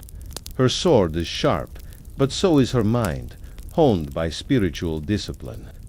For the Anabogeisha, battle readiness was not just physical strength, but emotional equilibrium. Across the Roman Empire, female gladiators often prayed to specific gods before stepping into the arena. Some favored Nemesis, the goddess of retribution, while others called upon Bellona, the goddess of war. Small altars have been discovered in gladiator training grounds, adorned with votive offerings, tiny statues, carved stones, bits of food or drink. These rituals were private, personal moments in a life otherwise dominated by public spectacle. When you live with death every day, faith becomes a companion, not a luxury. In Palmyra, Queen Zenobia led her people in rituals that blended Roman, Greek, and Arabian traditions. She consulted oracles, sacrificed animals to deities, and interpreted omens. But beyond public rituals, she had private ones. In her chambers, she lit oil lamps and whispered prayers to Ulat, the mother goddess of the desert. She carried small charms into battle stones from sacred sites, inscribed rings that reminded her of her connection to the divine. Leadership was not just about military strategy. It was about spiritual guidance. Her people looked to her not just for orders, but for hope, for signs from the gods. In Vietnam, the Trang sisters performed ceremonies before campaigns, consulting shamans, reading the signs in the wind and the water. They rode war elephants, animals believed to be sacred, connected to the earth's power. Their banners were painted with symbols invoking the ancestors, and their armor sometimes bore carved patterns meant to channel protective energy. Before major battles, they fasted, purifying their bodies, believing that a clean spirit entered the fight stronger than a burdened one. Their spirituality was woven into their leadership, gave them strength, yes, but also humility. They knew they were part of something larger than themselves. Among the Inca of South America, women defenders of temples practiced rituals to Pachamama, the earth goddess. Before battles, they buried offerings, corn, coca leaves, bits of cloth in the soil, asking for protection. Some carried small stones called wakas, believed to house spirits, tied to their belts during combat. These warriors did not see themselves as separate from the natural world. They fought to maintain balance between life and death, between community and chaos. Their rituals were not about asking for victory alone. They were about asking for justice, for harmony. In the cold north, Viking shield maidens honored the Norse pantheon, calling upon Freya, the goddess of war and love, and the Valkyries, who were believed to choose which warriors would die and which would live. Some carried runestones inscribed with protective spells. Others wore Thor's hammer pendants for strength. Before battle, they sat in circles, chanting old songs, weaving spells into their weapons by tracing runes onto the blades. For them, war was not random, it was part of a cosmic cycle, a role assigned by fate. They accepted this with both fear and pride. In Native American cultures, women warriors sought guidance from spirit animals and visions. They participated in sweat lodge ceremonies to purify their minds before raids. Some painted their faces with symbols seen in dreams, believing these patterns aligned them with protective forces. Others carried feathers, stones, or tokens given by medicine people objects imbued with spiritual power. They fought not just for survival, but to maintain balance within the world, knowing that every action had spiritual consequences. Now consider all of these rituals together, across continents and centuries, despite differences in culture, language, and belief. There is a common thread and need to prepare the spirit as much as the body. These women did not enter battle lightly. They understood the weight of life and death. They carried sacred objects, whispered prayers, sang songs to the ancestors, and made peace with the possibility of their end. This spiritual preparation was their hidden armor. It allowed them to face fear without freezing, to hold sorrow without breaking, to continue when the body was weak because the spirit was strong. These practices remind us that war is not just about who wins or loses it. It is about how people cope with the unimaginable. It is about the quiet moments before the charge, the breath held before the first arrow flies, the whispered names of gods in the heart of chaos. Tonight, as you listen, let your mind wander through these sacred spaces. Picture the rituals, the chants, the symbols carved into shields and swords. Feel the calm they sought, the strength they borrowed from the unseen. This is not just the history of battles, it is the history of belief, of courage rooted in something deeper than flesh and bone. Stay with me as we continue, uncovering more layers of the world's forgotten female warriors, their faith, their fears, and the sacred rhythms of their lives beyond the battlefield. Now let's step into one of the most overlooked aspects of the lives of forgotten female warriors, their roles beyond the battlefield. In the fragile moments between wars, when swords were sheathed, but leadership was still required. War is not constant. Even the fiercest warriors must return home, must face the quiet duties of life when the drums of battle fall silent. And for women who fought, this return to civilian life was often more complex than for their male counterparts. Imagine a Amazon stepping back into the royal compound after months of jungle campaigns. Her muscles still ache from carrying weapons. Her mind still replays ambushes and night raids. But now she is tasked with managing supplies, organizing the younger recruits, tending to the injured, and advising the king on military affairs. Her role does not end when the fighting stops, it shifts. She becomes a leader in peacetime, a figure of authority in the community. Some of these women never married, dedicating their lives entirely to service, living within barracks in sisterhood, sits with other Amazons. They raised the next generation of fighters, taught survival skills to young girls, and helped run the logistics of the kingdom. In many ways, this life was harder than battle. The politics of peace are trickier than the clarity of war. Decisions about food distribution, alliances, and training schedules, these carried the weight of entire villages. Across the steppe, a Scythian horsewoman returns to her camp, dismounts, and removes her armor. Her children run to her, tugging at her leather tunic, asking for stories of the battle. But her eyes are distant for a moment, adjusting to the rhythm of home life. She sharpens tools, tends to the horses, helps mend tents, and teaches the younger warriors about herbs that heal wounds. In Scythian society, women's roles were fluid. They fought when needed but also led councils, performed religious rites, and maintained the economy through trade and agriculture. This dual life required flexibility of mind and spirit. The transition from battlefield to home was not marked by parades or medals. It was quiet, personal, sometimes lonely. In medieval Japan, the Onabogeisha faced similar complexities. AIA. After the war, they returned to the management of households, estates, and political networks.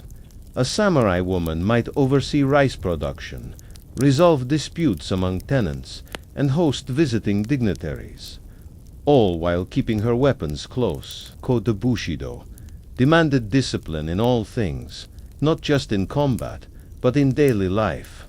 An Onabogeisha balanced grace and strength, diplomacy and defense. She might write poetry in the morning and practice archery in the afternoon, shifting between roles with elegance.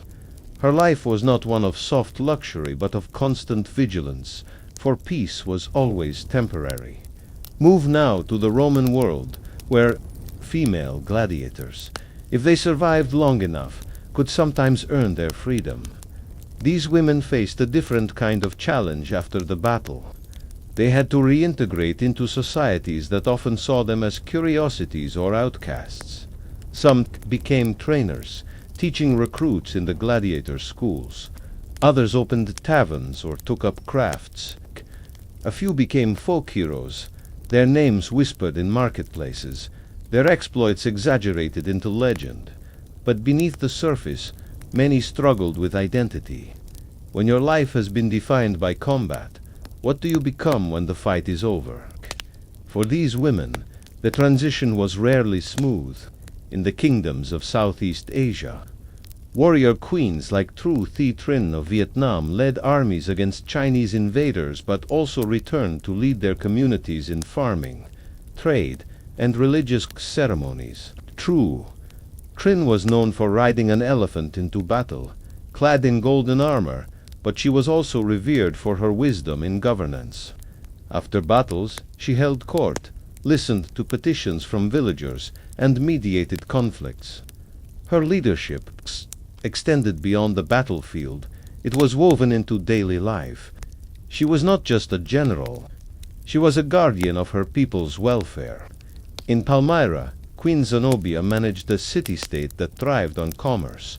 When she wasn't leading troops, she was managing trade routes, negotiating with merchants, and expanding cultural patronage. She supported scholars, commissioned buildings, and preserved libraries. Her court was a center of intellectual life where philosophy, religion, and law were discussed. For Zenobia, war was a tool, not a purpose. Her vision was broader, legacy, of prosperity and culture, not just conquest. In Africa, Queen Nzinga of Ndongo and Matamba engaged in similar dual roles. Between battles with the Portuguese, she organized her kingdom's administration, restructured tax systems, and maintained complex diplomatic relationships with European and African powers. Nzinga trained new warriors, yes, but she also taught tentative political strategy, passing on lessons of resilience and adaptation. Her strength was not just in her sword arm, but in her mind capable of balancing war and peace, knowing when to fight and when to negotiate. Among the Vikings, shield maidens returned to the rhythms of seafaring life between raids. They managed farms, built ships, taught navigation, and prepared the next generation for survival in a harsh world. Some became traders, traveling to distant lands to exchange goods. Their lives were not static. They flowed between roles as needed. The sagas speak of women who could wield an axe in battle but also broker trade deals, settle land disputes, and lead households in their husband's absence. Their authority did not vanish with the end of the war. It transformed. In Native American societies, Women warriors participated in councils, helped organize communal hunts, and guided spiritual ceremonies. They passed on stories of bravery to the young, teaching not just how to fight, but when to fight, and more importantly, when not to. They maintained balance in their communities, ensuring that the skills of war were used wisely. For these women, leadership was holistic. It included care, teaching, healing, and protecting not just from external enemies, but from internal divisions. These post-war roles are often erased from history because they don't fit the dramatic mold of heroism that textbooks prefer, but they are essential. They remind us that life is not lived in a constant state of battle. Even for warriors, most days are spent building, teaching, tending, and guiding. The transition from sword to plow, from armor to council chamber, from battlefield to hearth is as heroic as any act of combat. It requires humility, patience, and the courage to face a different kind of challenge. Imagine the quiet satisfaction of a warrior woman teaching a child how to shoot an arrow, not for war, but for hunting food. Imagine her guiding a community meeting, resolving disputes with wisdom gained from the chaos of battle. Imagine her standing on a hill at sunset, watching fields grow where once armies clashed, knowing that peace, however temporary, is a victory too. Tonight, as you listen, let these stories fill your mind. Think of the forgotten female warriors not just as fighters, but as leaders in peacetime, as builders of communities, as mentors, healers, and guardians of balance. Their lives did not end when the battles ended. Their legacies lived on in the daily acts of courage required to hold a society together. Stay with me as we continue this calm journey into the unseen histories of women who were warriors in every sense of the word, not just on the battlefield, but in every moment of life. Now let's shift our focus to the legacy of forgotten female warriors, not just in their own time, but in the way their stories traveled through generations, sometimes whispered in secret, twisted into legend, erased. History is not a clean, linear record. It is a living thing, shaped by the storytellers who decide what to remember and what to forget. And for these women who fought, commanded, and led, memory itself became a battlefield. Imagine a grandmother in the steppes of Central Asia, hundreds of years after the Scythian Wars, telling her grandchildren bedtime stories of horsewomen who shot arrows from galloping steeds, who braided their hair with beads of victory, who buried their dead under mounds facing the sunrise. These tales are not written down. They live in the voice, in the breath, in the hush of night when the fire crackles low. The children listen, eyes wide, not knowing that archaeology will one day prove these stories true. Uncovering graves filled with female skeletons clutching bows, their bones scarred with battle wounds. The line between myth and history blurs, but the truth survives in memory. In West Africa, the memory of the Dahomey Amazons lingers in song and ceremony.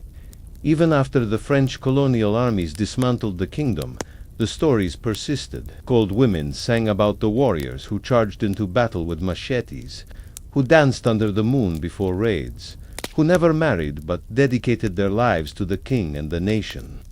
Some of these stories became folklore, softened at the edges, but their core remained tales of courage, discipline, and sacrifice.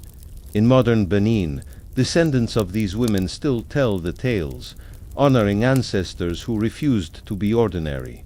Their memory is a quiet rebellion against the idea that history belongs only to men. Key in medieval Japan, the names of Onabogeisha like Tomogozan survive in no plays, in painted scrolls and whispered legends.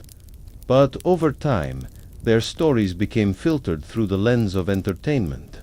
Tamogozan is often remembered not for her military tactics or leadership, but for her beauty, her tragic love, and her poetic death. Tyr, the real woman, the archer, the sword fighter, The strategist fades behind the romanticized image.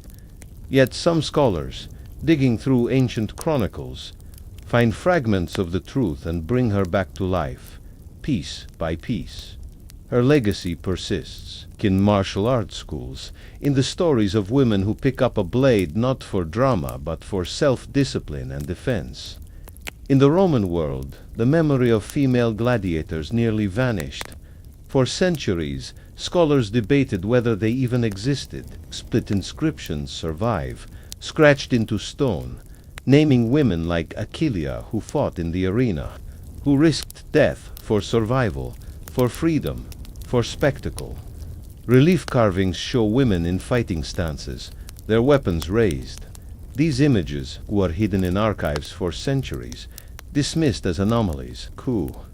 Now, archaeologists revisit these relics, acknowledging that the past was more diverse than the textbooks admit. The gladiatresses did exist, and their memory is slowly being reclaimed. In Palmyra, Queen Zenobia's story lived on through Byzantine historians who tried to paint her as reckless, too ambitious, too bold for a woman. But in the Arab world, her legend persisted as one of resistance and brilliance. She became a symbol of strength, her image woven into carpets, her name whispered in tales of wise queens and fearless leaders. Even today, in parts of Syria and Jordan, you can find old families who claim descent from Zenobia, keeping her memory alive in bloodlines and stories told under desert stars. In Vietnam, the Trung sisters became national heroines. Their rebellion against Chinese rule celebrated each year in festivals. Statues of the sisters riding war elephants stand in city squares, and schoolchildren memorize poems about their bravery. But the details of their military campaigns, the strategies, the logistics, the political negotiations are often glossed over. Their memory is honored, but simplified.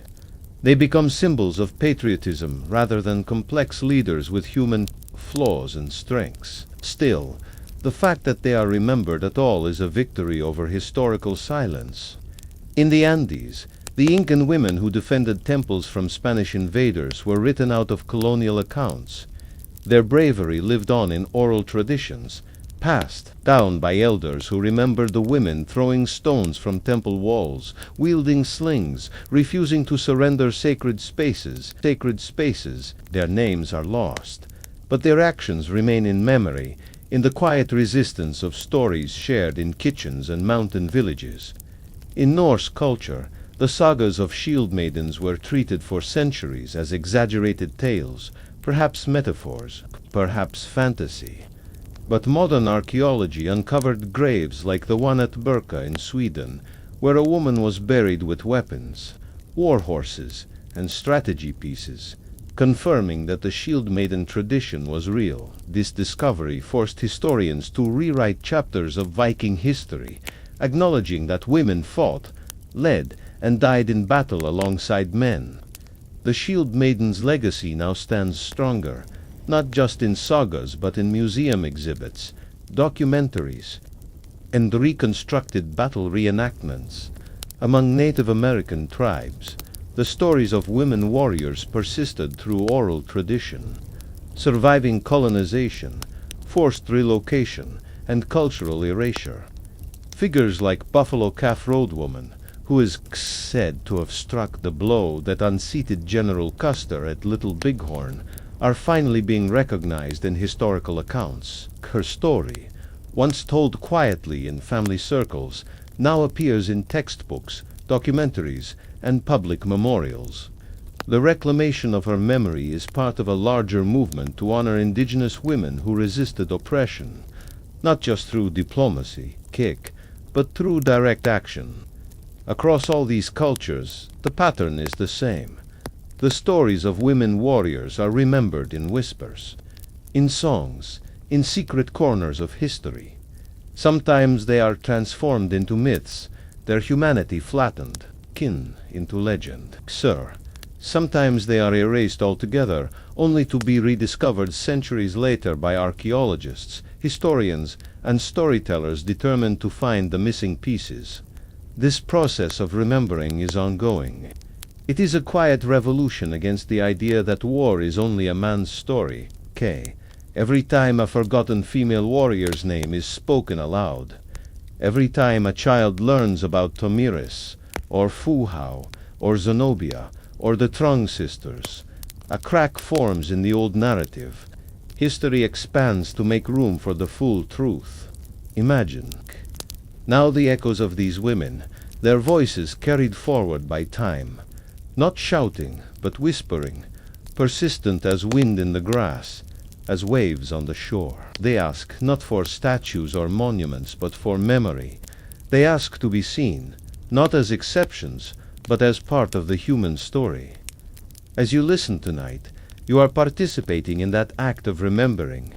You are helping to keep their stories alive, allowing their legacies to stretch beyond the confines of dusty books and silent museums. You are giving them back their place in history, not as curiosities, but as leaders, fighters, thinkers, and survivors. Stay with me as we continue this journey, exploring the echoes of the forgotten female warriors and how their stories continue to shape the world we live in today. Now let's explore another quiet but powerful dimension of forgotten female warriors there. Relationship with time, aging, and legacy in their lifetimes. War is often portrayed as a young person's endeavor, quick reflexes, fearless charges, stamina that defies exhaustion. But what happens when the warrior grows older? What happens when the woman who once led charges into battle finds her hair turning silver, her hands stiff in the cold, her body carrying the weight of old injuries? In most historical accounts, warriors disappear from the record once their prime years fade. But in the hidden stories of female fighters, aging is not an ending. It is a transformation. Imagine a Dahomey Amazon in her later years, her machete, no longer as swift, but her mind sharper than ever. She now trains the next generation, standing at the edge of the training grounds, correcting stances, adjusting grips, teaching young recruits not just how to fight, but how to think like warriors. Her wisdom is valued because it comes from lived experience. She knows where mistakes happen, where fear seeps in, and how to control her breath before battle. Her eyes miss nothing, catching the tremble in a recruit's hand, the hesitation before a strike. She teaches not just technique but resilience, passing on strategies for survival that books cannot capture. In Scythian culture, aging warrior women became advisors to the tribal councils. They knew the terrain, the rhythms of migration, the patterns of enemies. Their scars were like maps, reminders of battles survived. Younger fighters came to them for guidance, not just about combat, but about life. How to balance aggression, with patience. How to pick battles worth fighting. How to maintain unity in a clan. These elder warriors stitched clothing, repaired weapons, and told stories around fires. They were not pushed aside. They were revered as living libraries of knowledge.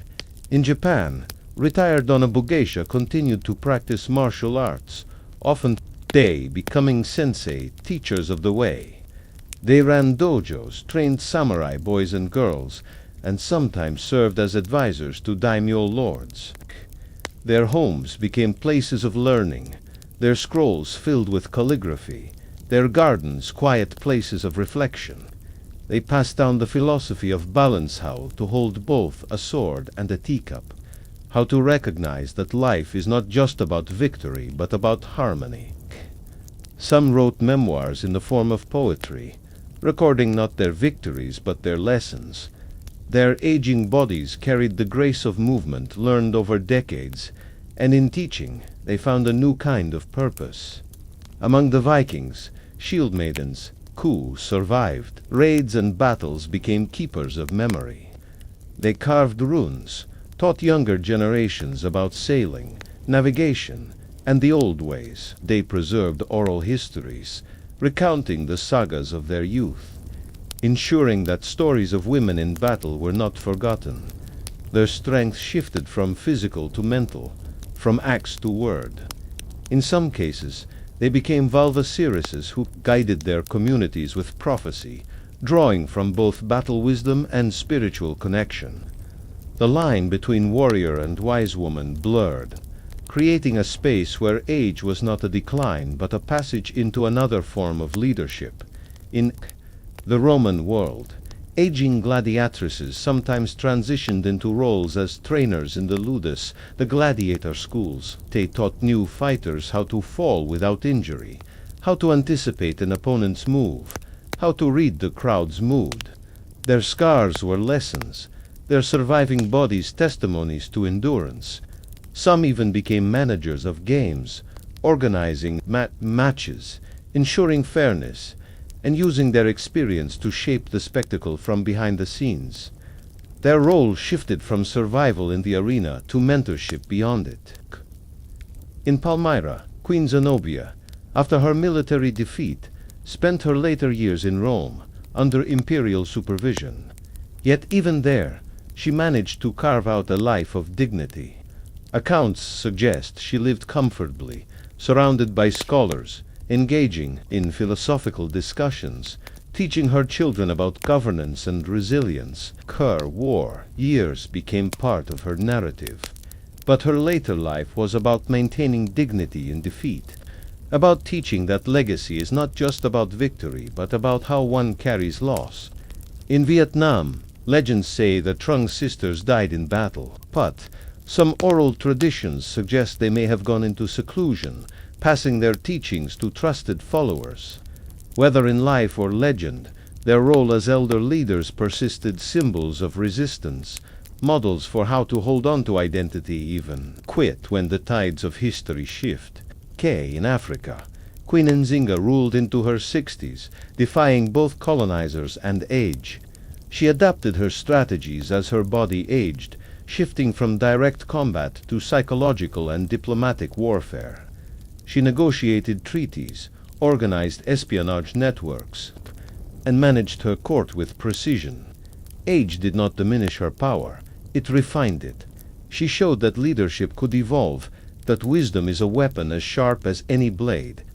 Among Native American women warriors, aging brought a role in storytelling, damphatic and teaching. They led ceremonies, instructed the young in traditions of hunting, healing, and defense. There, war stories were told not as boasts, but as lessons, framed within the context of community survival. They taught when to fight and when to make peace, guiding tribes through changing times. Their gray hair was a badge of honor, their voices, shaping the moral compass of the people. In the Andes, aging women defenders of temples became keepers of sacred knowledge. They led rituals, taught younger women how to care for the earth, and preserved traditions threatened by colonization. Their battles shifted from the sword to the spirit, but their warrior identity never left them. They were custodians of culture, ensuring that the spirit of resistance continued even when the weapons were set aside. Across all these cultures, aging did not erase the warrior identity. These women transformed from fighters into mentors, from leaders in battle to leaders in life. Their roles expanded, and their influence often grew. They became the glue that held communities together, passing on resilience, strategy, and emotional strength. They taught that courage is not just for the young, that wisdom is its form of bravery, and that survival is not just about the body but about the spirit. Imagine now the quiet moments of reflection in their later years. A woman sits by a window, watching the sunrise, her hands wrinkled, her eyes sharp. She remembers battles, yes, but also the laughter of comrades, the weight of decisions made. In the dark, she smiles, knowing she has passed on her knowledge, that she has planted seeds of courage in those who will come after. Her legacy is not just in victories won, but in lessons taught, in lives shaped by her guidance. As you listen tonight, think about the long arc of a warrior's life, not just the heat of battle, but the cool wisdom of age. These women lived full lives, complex lives, carrying both swords and stories, victories and scars, grief and grace. Their impact did not end with the clash of weapons. It continued in the way they guided their people, the way they transformed memory into mentorship. Stay with me as we continue this calm history of the world's forgotten female warriors, their transformations, their teachings, and the echoes of their wisdom across the centuries. Now let's step into one of the most sensitive and often hidden chapters of the forgotten female warriors, their personal lives, their relationships, and how love, family, and intimacy fit into a world shaped by conflict. When history remembers warriors, it tends to paint them as isolated figures, heroes on horseback, leaders on thrones, lone figures standing against enemies. But real warriors, including women, had personal lives just as complicated and rich as their battle careers. They loved, they married, they had children, or chose not to. They carried the weight of their families on their backs even while carrying swords in their hands. Imagine a Dahomey Amazon who has sworn not to marry, dedicating her life entirely to the king and the military. The Dahomey Amazons were officially celibate, part of a system where the kingdom demanded absolute loyalty. But that did not mean they lived without love or connection. Friendships between these women were deep and layered, sometimes blurring into romantic bonds, sometimes expressed through shared rituals, whispered conversations late at night, or simple acts of courage-adjusting each other's armor, sharing meals, protecting one another in battle.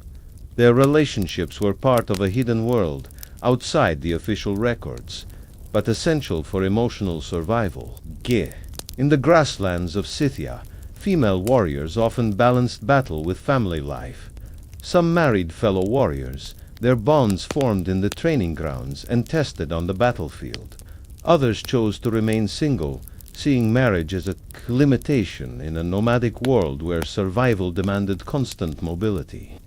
For those who had children, the roles of mother and warrior blended into one. They taught their daughters how to ride, how to hunt, how to fight, ensuring that the next generation would be just as capable. Imagine a warrior mother braiding her daughter's hair before a hunt, teaching her to listen to the wind, to track footsteps in the grass, to trust her instincts. Love was not a distraction, it was part of survival. In medieval Japan, the Onabogeisha faced complex expectations. Some married samurai husbands managed estates and led household armies when their spouses were away.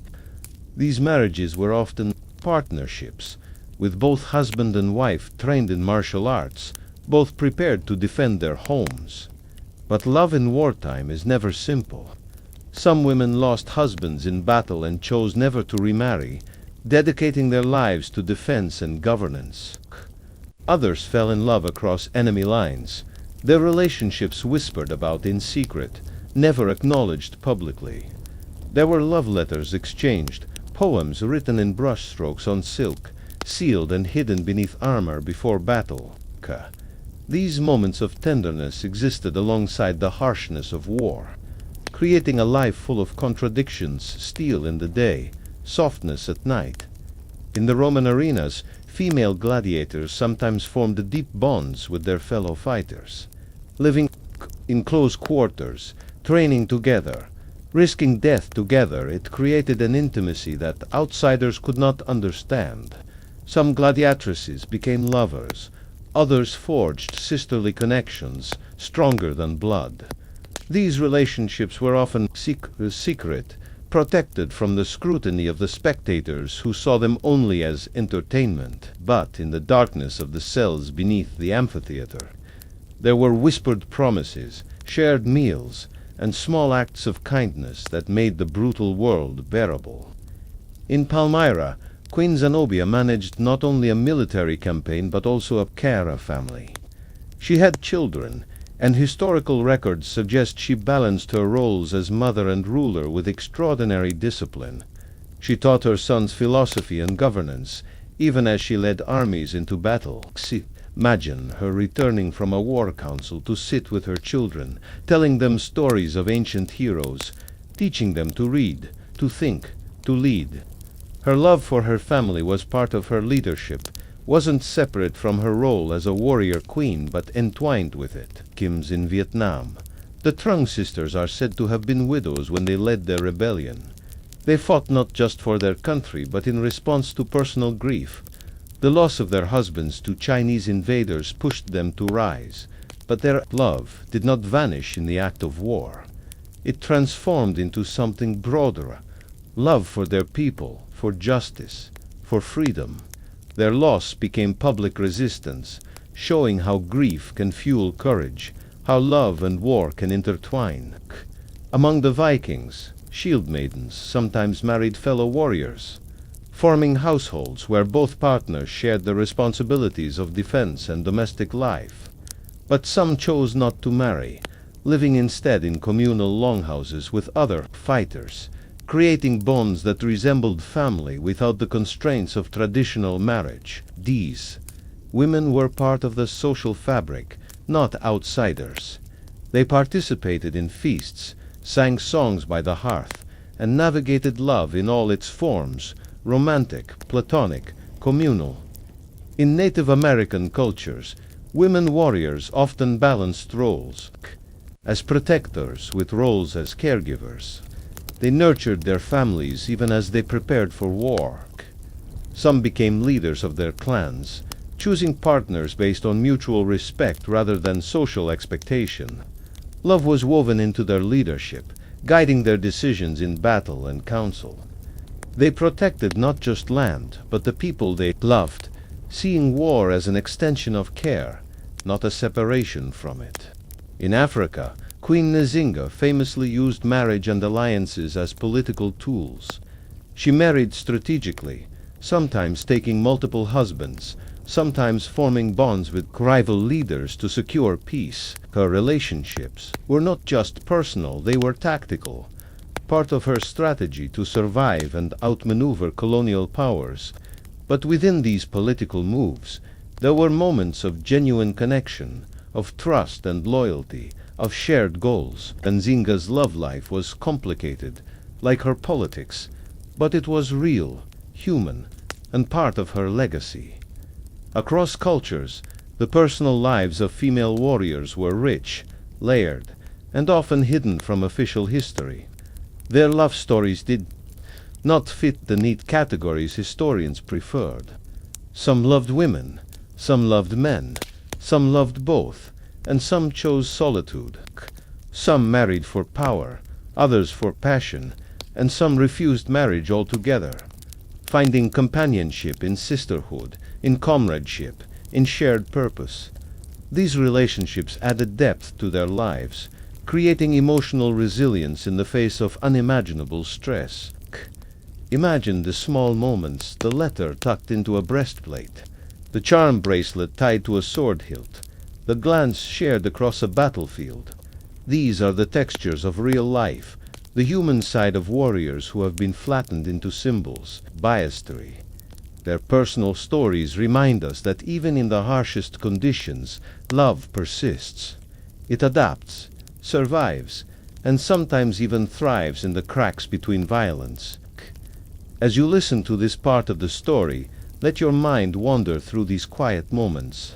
Think of the warrior sitting alone by a fire, thinking of someone far away. Think of the whispered promises made in the darkness before battle. Think of families built not just by blood but by choice, by loyalty, by shared struggle.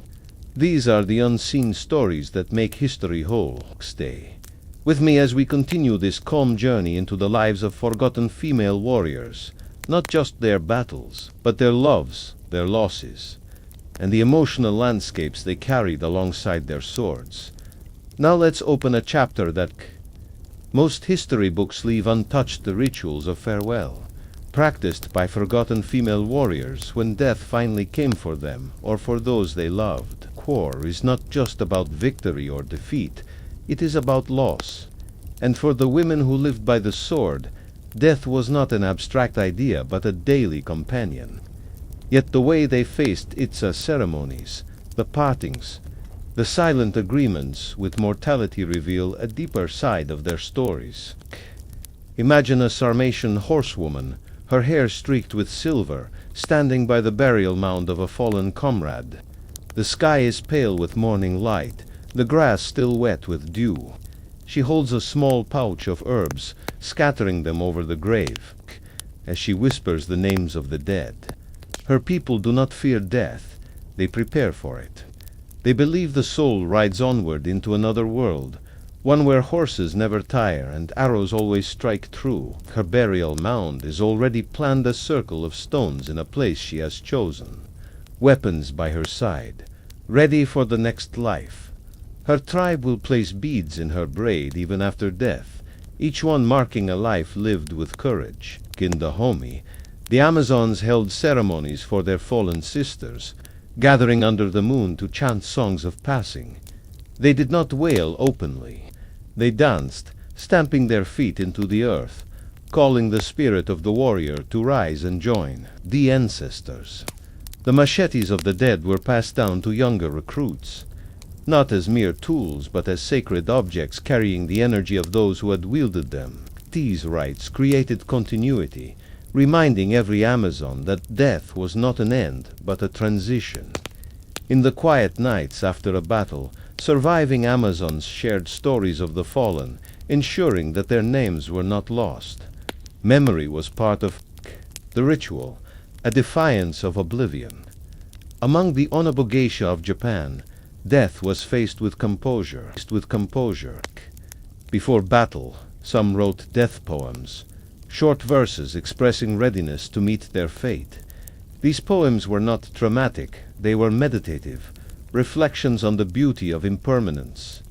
When a fellow warrior died, the survivors performed tea ceremonies in her honor, preparing the tea with precision, bowing to the spirit of the departed. Sometimes, if capture was imminent, a warrior would choose seppuku, ritual suicide, preferring control over her end rather than surrender. This was not seen as tragic, but as an honorable passage, a final act of agency. In Viking culture, shield maidens were often buried with weapons, their graves filled with the objects of both war and life. Swords, axes, bowls, and jewelry lay beside them, signaling that the afterlife would be a place of both combat and community. Their funerals were loud affairs drums, chanting, the burning of ships in some cases. The community celebrated the warrior's bravery, ensuring that her name would be sung in future generations. Death was woven into life, not feared but respected. In Roman arenas, when a female gladiator fell, there was no grand funeral. But among the surviving fighters, private rituals took place. They would carve her name into the walls of their cells, light small lamps in her honor, and sometimes leave food offerings at her burial site, even if it was a mass grave. The bonds formed in the arena transcended the brutality of the games. In death, the gladiatresses honored each other quietly, away from the eyes of the crowd. Their farewells were acts of rebellion against a system that saw them as entertainment. In Palmyra, Queen Zenobia knew the risks of war and prepared for the possibility of death constantly. She commissioned tombs not just for herself but for her generals and family, ensuring that even in defeat, her people would be remembered with dignity. The art on her tombs depicted scenes of both war and learning, as if to say that a life is not measured only by battles fought but by wisdom shared. Her farewell rituals included prayers to multiple deities, blending Roman, Arab, and Greek traditions into one, reflecting her complex identity. In Vietnam, the Trung sisters, knowing that capture was near, chose to end their lives by jumping into a river, becoming part of the landscape they had fought to protect. Their deaths were not mourned as losses but revered as transformations. Temples were built in their honor. Festivals marked their bravery. The rivers where they disappeared became sacred places, symbols of sacrifice and unity with the land. Among Native American tribes, warrior women participated in burial ceremonies that honored both the body and the spirit. They sang songs to guide the soul to the next world, painted the faces of the dead with sacred symbols, and shared stories of bravery to keep the memory alive. Sometimes feathers were placed with the body, representing the journey of the spirit. Death was not the end of a warrior's role, it was a shift in responsibility, from protecting the living to watching over them from another realm. In the Kandis, women who defended temples were mourned through rituals that involved offerings to Pachamama, the earth goddess. Corn, coca leaves, and small woven cloths were buried with the dead, returning gifts to the earth that had sustained them. The community gathered to tell stories of the fallen, to cry together, to laugh together, knowing that remembrance was the highest form of honor. Across all these cultures, the rituals of farewell for female warriors were acts of love, acts of defiance, acts of continuity. They refused to let death erase the contributions of these women. Each ceremony, each chant, each object buried with the body was a statement. This person mattered. This life was significant. This warrior is not forgotten. Now imagine the moments before these farewells, the quiet conversations between friends who know they might not survive the next battle, the shared meals, the whispered promises to remember each other. The letters were written and hidden in armor to be read if one falls. These are the emotional landscapes rarely seen in official histories, but they are real. And they are important. They remind us that warriors are human, that courage includes facing loss with open eyes, that farewell is part of the warrior's path. As you listen tonight, let these stories settle into your mind. Think of the fires burning in ancient camps, the songs sung under starry skies, the rituals that carried spirits from one world to the next.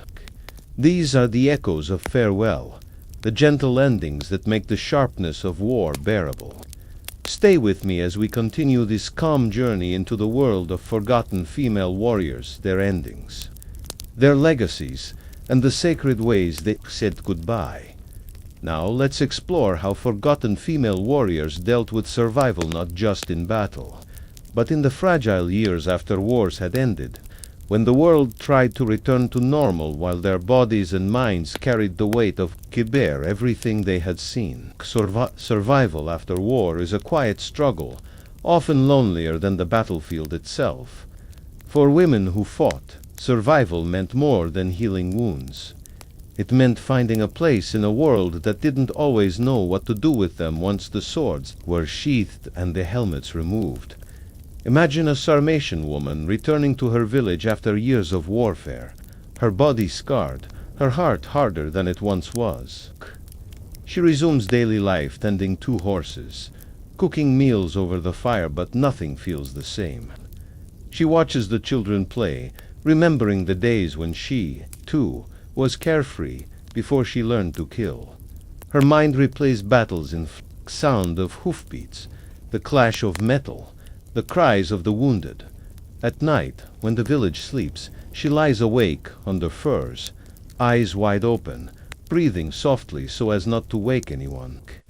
There is no word for this in her language, but today we might call it memory trauma or survivor's burden. She carries it quietly, as many warriors do. In Dahomey, the Amazons who survived wars were sometimes given administrative roles in the kingdom, managing resources or training recruits. But for some, the transition from battlefield to bureaucracy was hollow. Their hands, so used to gripping weapons, now held scrolls and ink brushes. Some adapted, finding meaning in mentoring others. But others longed for the clarity of battle, where the lines between friend and enemy were sharp, where decisions were immediate. The quiet politics of court life felt more treacherous than the jungle ambushes they had once led. Some returned to their villages and struggled to reconnect with families who viewed them as different, respected, but distant. In medieval Japan, Anabogeisha, who survived the fall of their lords, often lived in exile or retirement. With warlords defeated and dynasties overthrown, many of these women found themselves wandering between villages, no longer belonging to the old order, but not fully welcomed into the new. Some became nuns, entering Buddhist monasteries where they practiced meditation, reflecting on impermanence and the futility of worldly attachments. Others lived in small cottages, teaching martial arts to a few students, their homes filled with dried flowers, faded armor, and scrolls of poetry written in solitude. They practiced calligraphy to calm the mind, wrote death poems long before death came, and learned to find peace in stillness, even as old wounds ached when the weather turned cold. Among the Vikings, shield maidens who survived raids and wars sometimes faced a society eager to move on, to return to traditional roles.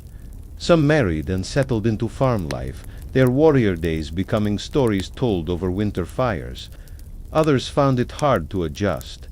They wandered, becoming travelers, sick, or traders, carrying the weight of their experiences with them. Some carved runes onto stones, leaving behind cryptic messages for future generations. Small acts of remembrance for lives lived at the edge of battle. In the Roman Empire, gladiatrices who won their freedom often struggled to reintegrate into society.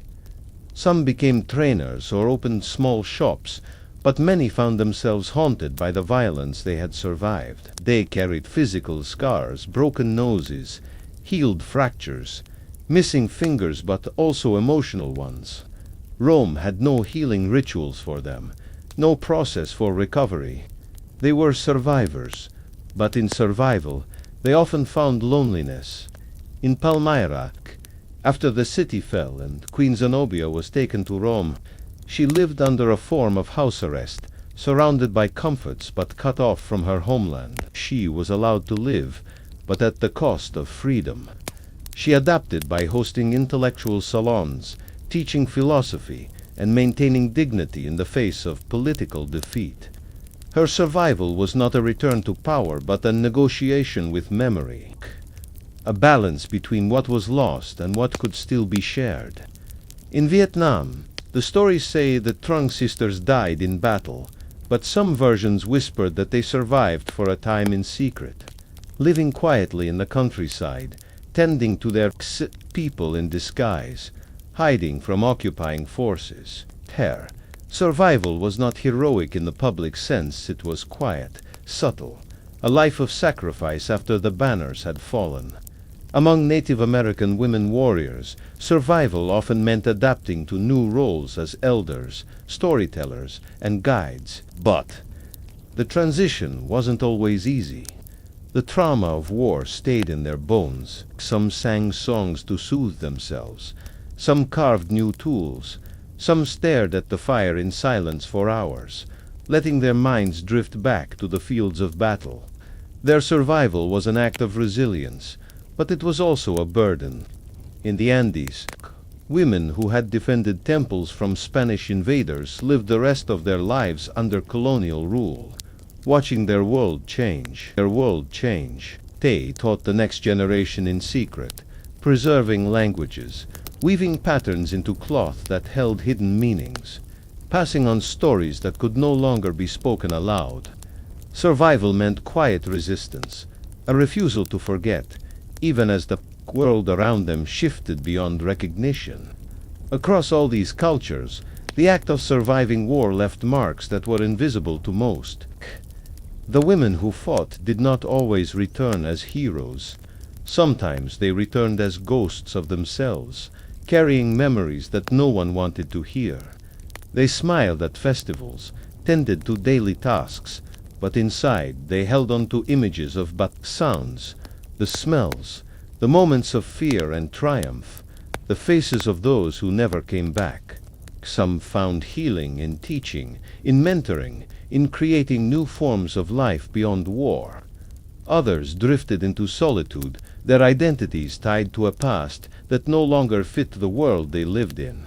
There were no counselors, No therapy sessions, no formal acknowledgments of trauma in ancient times. But these women created their ways to cope. Some turned to spirituality, others to crafts, others to poetry or music. Some simply endured, breath by breath, day by day, knowing that survival was itself a kind of quiet battle. Imagine now the small acts of survival, the woman sharpening her knife not for battle, but for preparing food, still using the same motions learned on the battlefield. The woman tending a garden, her hands steady, her mind reciting the chants she once whispered before war. The woman teaching a child how to balance on a horse, passing on skills that once saved lives. These moments are part of the warrior's afterlife, not in the sense of death, but in the life that comes after war. Survival is its form of heroism. It requires patience, humility, and the strength to carry heavy memories without letting them break you. As you listen tonight, let your thoughts drift gently through these stories. Think of the forgotten female warriors not just as fighters, but as survivors navigating a world that often did not know how to honor them after the battles were done. Their resilience is part of history too, even if it is rarely written down. Stay with me as we continue this calm journey, exploring the lives, struggles, and silent endurance of the world's forgotten female warriors. Now let us walk softly, cool, into the echoing silence of what comes after everything has passed the war, the grief, the return, even the survival, and explore how the memory of these forgotten female warriors was carried forward not just in grand tales but in the tiniest threads of daily life. In customs, gestures, household objects, lullabies, and unspoken habits that survived long after the swords were buried. Because legacy is not always loud, sometimes it survives not in monuments, but in the way a young girl instinctively fastens a strap across her chest, not knowing that gesture was once born from armor. Sometimes it lives in the way a mother teaches her daughter how to braid hair, queue in 3 tight cords, a style once used to keep locks from obstructing vision in battle. These tiny things, too, are history, in the marketplaces of ancient cities. Long after a queen had vanished from her throne or a warrior had left the battlefield, stories persisted in metaphors. A woman who negotiated sharply might be called as fierce as Zenobia. A brave midwife might be told she had the heart of an Amazon. The words lingered. In lullabies sung across generations, lyrics shifted but rhythm remained. Rhythm first used to calm war horses, later used to soothe infants. Imagine a woman in a simple home, centuries after the last war her ancestors fought, humming a song without knowing that her great-grandmother once sang it beside a battlefield. These melodies carried the memory. They threaded through time like a soft and stubborn wind. In the design of jewelry, too, legacies hid. Amulets, once worn for battle protection, became heirlooms, their purpose forgotten, but their presence felt. A necklace of bone and turquoise, passed from grandmother to granddaughter, no longer held a spear's edge but still carried weight. Might be worn to festivals, to births, to weddings, always close to the skin, always holding a story no one could quite explain. The symbols carved into it were dismissed as decoration, but they had once meant watch my back or ride, swift or come home, bad. In old kitchens, the tools of war found new life. The flat iron blades used to cut meat were shaped like the daggers once carried into combat. The stone used to grind grain bore the same grooves as the whetstones used to sharpen weapons.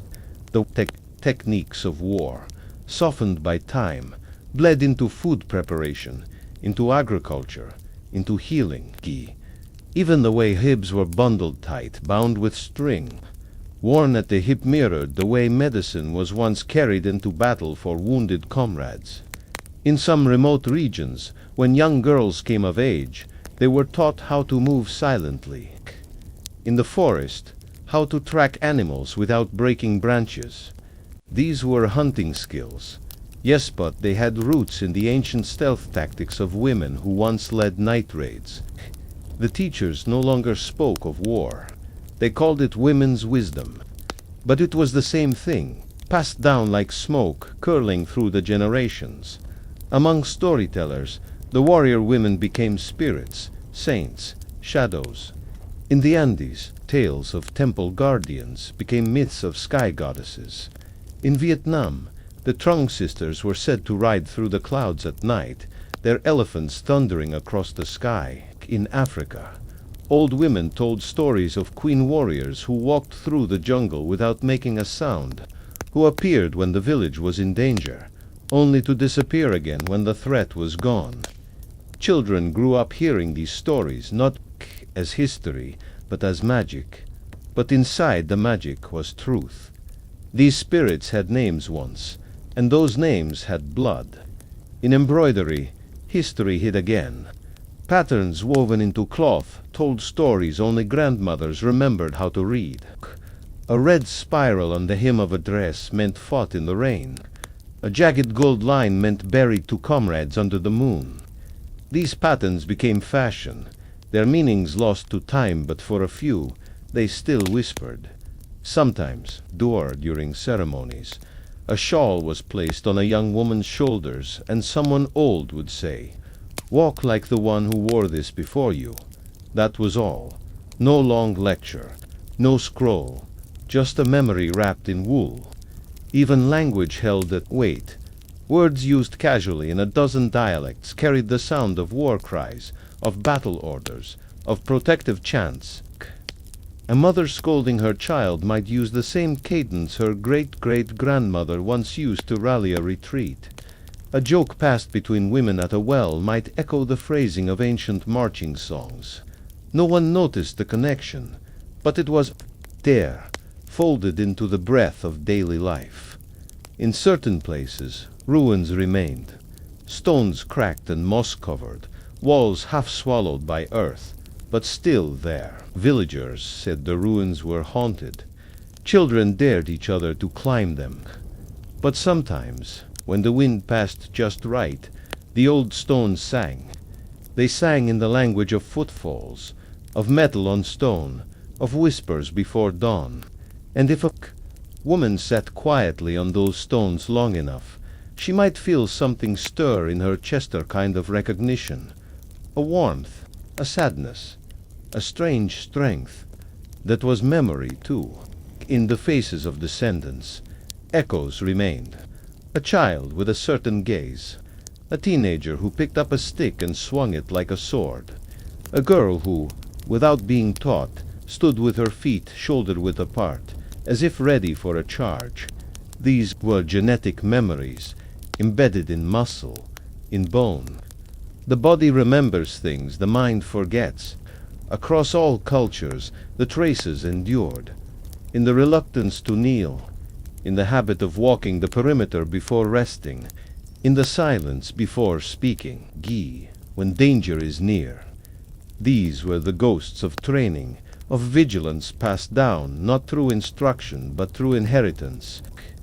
And sometimes, in the quietest corners of the world, a woman found herself in danger or imagined and did something surprising. She stepped forward instead of back.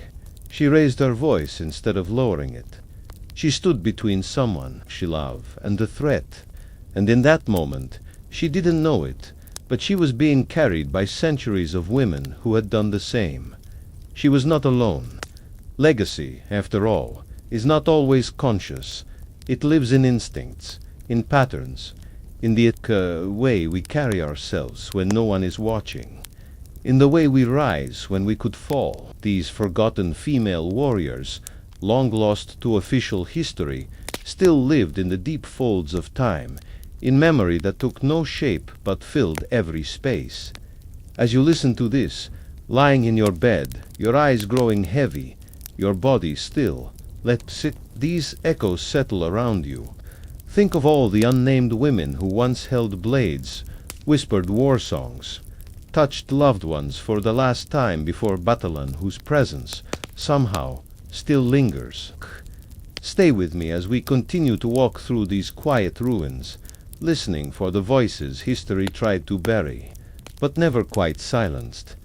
Now let's wander deeper into the quiet aftermath of war, into the spaces where memory fades not because people forget, but because the world changes so completely that the old stories no longer fit the new language. What happens to the legacy of female warriors when the landscape itself transforms, when cities crumble, when tribes migrate, when conquerors redraw the borders and replace the stories with their own? This is the silence after silence, the second burial of memory, when not even the descendants know who their grandmothers truly were. But even in this silence, traces remain, traces remain. Imagine walking through a ruined fortress centuries after the last battle, and finding carvings on the stone walls, simple marks, not royal proclamations, but scratches left by hands who lived through days of terror and nights of watchfulness. Among those carvings, if you look closely, you might find symbols made by women. A spiral drawn in the corner of a tower wall, marking the days spent defending it. A series of dots counting lost friends. A crescent moon overlaid with an arrow, signifying a woman who watched the sky for signs before leading her people to safety. These are not official records, but they are real. The earth remembers what the books erase. In ancient temples converted to churches, in shrines converted to marketplaces, there are sometimes tiles out of place designs woven into mosaics by hands that knew war, a flower with too many petals, a star with a hidden blade in its shape. These were codes passed from one generation of women to another, quiet reminders of strength under oppression. A young girl walking across those tiles centuries later, barefoot, might feel something stir in her, never knowing why. That is how legacy moves through skin, through footsteps, through objects that outlive explanation. In desert villages, pots are still made with specific curves, shaped to fit against the hip for carrying water.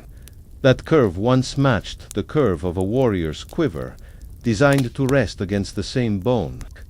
No one remembers this consciously, but the potter's hands repeat the motion of ancestors who also carried weapons.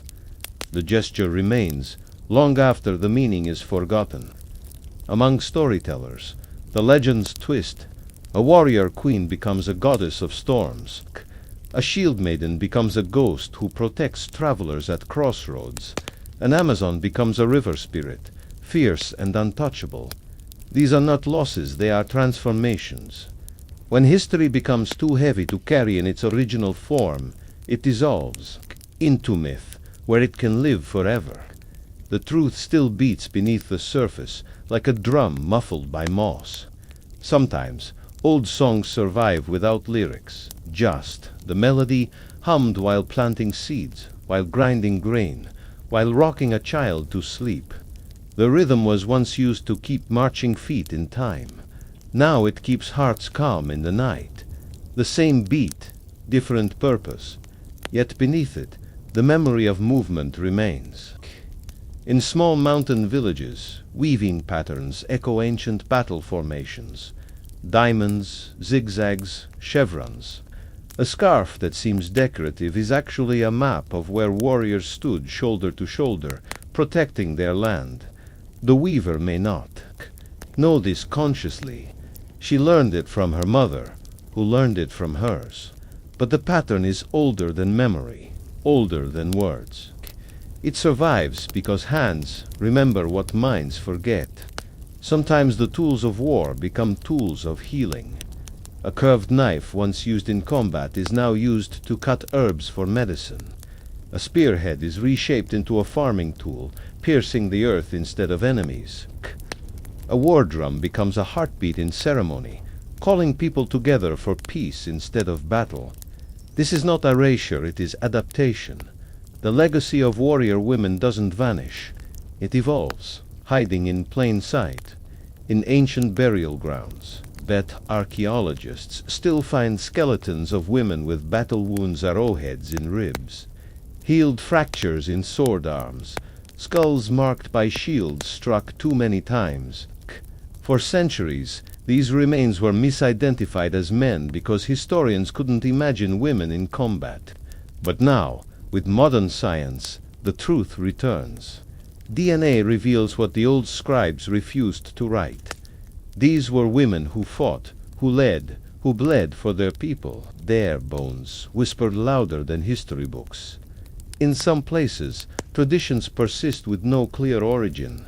A festival where women lead the parade, carrying torches, chanting in rhythms no one understands anymore. A family ritual where daughters pour water over ancestral stones while holding knives, a practice older than the written record. These customs are shadows of old realities, echoes of the time when women were not just keepers of life, but defenders of it. Imagine standing in a museum, looking at ancient jewelry in a glass case, a brooch shaped like a bird, a necklace of teeth and shell. The curator's sign says ceremonial object, but what ceremony? Perhaps it was once worn into battle, to invoke speed, courage, or stealth. Perhaps it was gripped in a hand before charging into enemy lines. The object remains, but its story is a ghost. Yet even ghosts have power. Across continents, the landscape itself holds the memory. Mountain passes once guarded by female-led militias are now hiking trails. Plains where cavalry once rode are now fields of wheat. Rivers where warriors washed blood from their blades now carry fishermen's boats. But the ground remembers. If you stand still long enough, you can almost feel it, the hum beneath your feet, the pulse of forgotten footsteps. In dreams, some women still find themselves riding horses they've never seen, wielding weapons they've never touched. They wake up confused, wondering why their hands ache as if they've gripped reins all night. Maybe it's just imagination. Or maybe it's the echo of ancestors calling through time. The subconscious remembers what the conscious mind forgets. In gestures of defiance, too, the legacy lives. A woman standing her ground when she's told to step aside. A mother refusing to silence her daughter. A teacher telling a student that courage is not a male trait. These acts are not new, they are ancient, rooted in generations of women who once rode into battle with the same quiet resolve. As you listen tonight, let these reflections settle into your mind. Think of the forgotten female warriors, not just as figures of the past, but as threads woven into the present. They are there, in your breath, in your instincts, in the way you carry yourself through the world. History is not just in books, it is in the body, in the gestures passed down, in the small rebellions we perform without knowing why. Stay with me as we continue this calm journey, uncovering the traces, the symbols, and the living echoes of the world's forgotten female warriors. Now let's step into the final layers of this forgotten history. Into the hidden reasons why so many stories of female warriors vanished from mainstream chronicles, not because they weren't true, but because the world decided, quietly and over centuries, to forget them. History is not just about what happened, it's about who chooses to write it down, and more importantly, who chooses to leave things out. The erasure of female warriors wasn't always done with violence, it was done with silence. Over time, as patriarchal systems solidified across different cultures, storytellers, scribes, and scholars often found it easier to explain the past through a lens of male dominance. The idea of a woman leading troops, commanding respect, or wielding weapons threatened the neat hierarchies of later ages. So, little by little, the stories faded. Names were dropped from scrolls. Achievements were attributed to men. Victories led by women became miracles or myths. The pens of history moved carefully, erasing line by line. Imagine a medieval monk copying a manuscript in a cold stone cell, his candle flickering, his quill scratching parchment. he comes across an old reference to a female commander line in a battle account, noting that women fought bravely at the front lines. Perhaps he pauses, frowns, and decides to omit it, not out of cruelty, but because it doesn't match his view of how the world works. To him, history should reflect the order of his present time, not the chaos of the past. So the line vanishes. Over generations, these omissions accumulate. A warrior queen becomes a footnote. A female archer is renamed as a man. A commander's title is shifted from she to he. Memory is reshaped, not through lies, but through quiet edits. In some cases, the forgetting was deliberate. Conquerors often destroyed records of those they defeated, and when those defeated happened to be led by women, the records were doubly at risk. The palaces of Palmyra fell. Zenobia's libraries were burned or dispersed. The Dahomey kingdom was colonized, and European accounts recast the Amazons as curiosities, not soldiers. Katrung sisters. Detailed strategies were not written down by Chinese historians, who preferred to call them rebels instead of leaders. And in other cases, forgetting happened by cultural shift, as societies changed, as monotheistic religions rose, as new empires formed. The old stories became uncomfortable. A female warrior didn't fit into the new moral orders being taught. So her story was softened, recast as legend, or absorbed into folk tales where she became part goddess, part ghost, but no longer fully human. This way, her memory could survive but safely, in a way that no longer threatened the power structure. In Europe, the same happened with Joan of Arc. After her death, her military genius was minimized in favor of her visions. The church made her a saint, but her battle strategies were quietly erased from most retellings. It was easier to remember her as a martyr than as a commander who outwitted English generals. In Viking sagas, shield maidens were treated as poetic flourishes. Their existence debated for centuries, until modern archaeology forced a new reckoning with graves filled with weapons buried alongside female bones. Even then, some historians resisted the evidence, suggesting clerical errors or ceremonial explanations. But the truth was there in the earth, in the bones, in the patterns left behind. In the Roman world, gladiatresses were erased because they challenged the masculinity of the arena. Spectacle could include women when it served to entertain, but the empire sought to restore order. Female fighters were banned. And their names struck from records. Yet carvings remained, and now we know they were real, and they fought just like their male counterparts. In Japan, the Onobugeisha were gradually written out of samurai lore. As the Tokugawa shogunate brought centuries of relative peace, martial roles for women were minimized in official records. The image of the passive, graceful woman became more politically useful. So the stories of women like Tomogozen were turned into romantic legends rather than military accounts. But diaries, scrolls, and regional records still carried the traces of truth. In the Americas, colonization wiped out countless oral histories of female warriors. European conquerors dismissed indigenous military traditions, preferring to portray native women as either victims or helpers, not fighters. Yet archaeological findings and tribal stories tell us otherwise. Women led raids, defended villages, and negotiated treaties from positions of power. Across Africa, colonial narratives rebranded warrior queens as either anomalies or villains. Queen Nzinga, for example, was called ruthless by Portuguese chroniclers because she refused to submit. Clever negotiations and military tactics were downplayed or framed as deceitful rather than brilliant leadership in the face of invasion. The tools of history were not neutral. They were wielded by the victors, by those in power, by scribes, paid by kings and priests, by conquerors who preferred their version of events. And in their hands, The stories of female warriors became inconvenient truths, easier to ignore than to include. But here is the thing about stories. They never vanish. Completely. They go underground. They travel in whispers, in lullabies, in the way a mother teaches her daughter to stand tall, in the way a grandmother tells tales that don't match the official books but feel more real.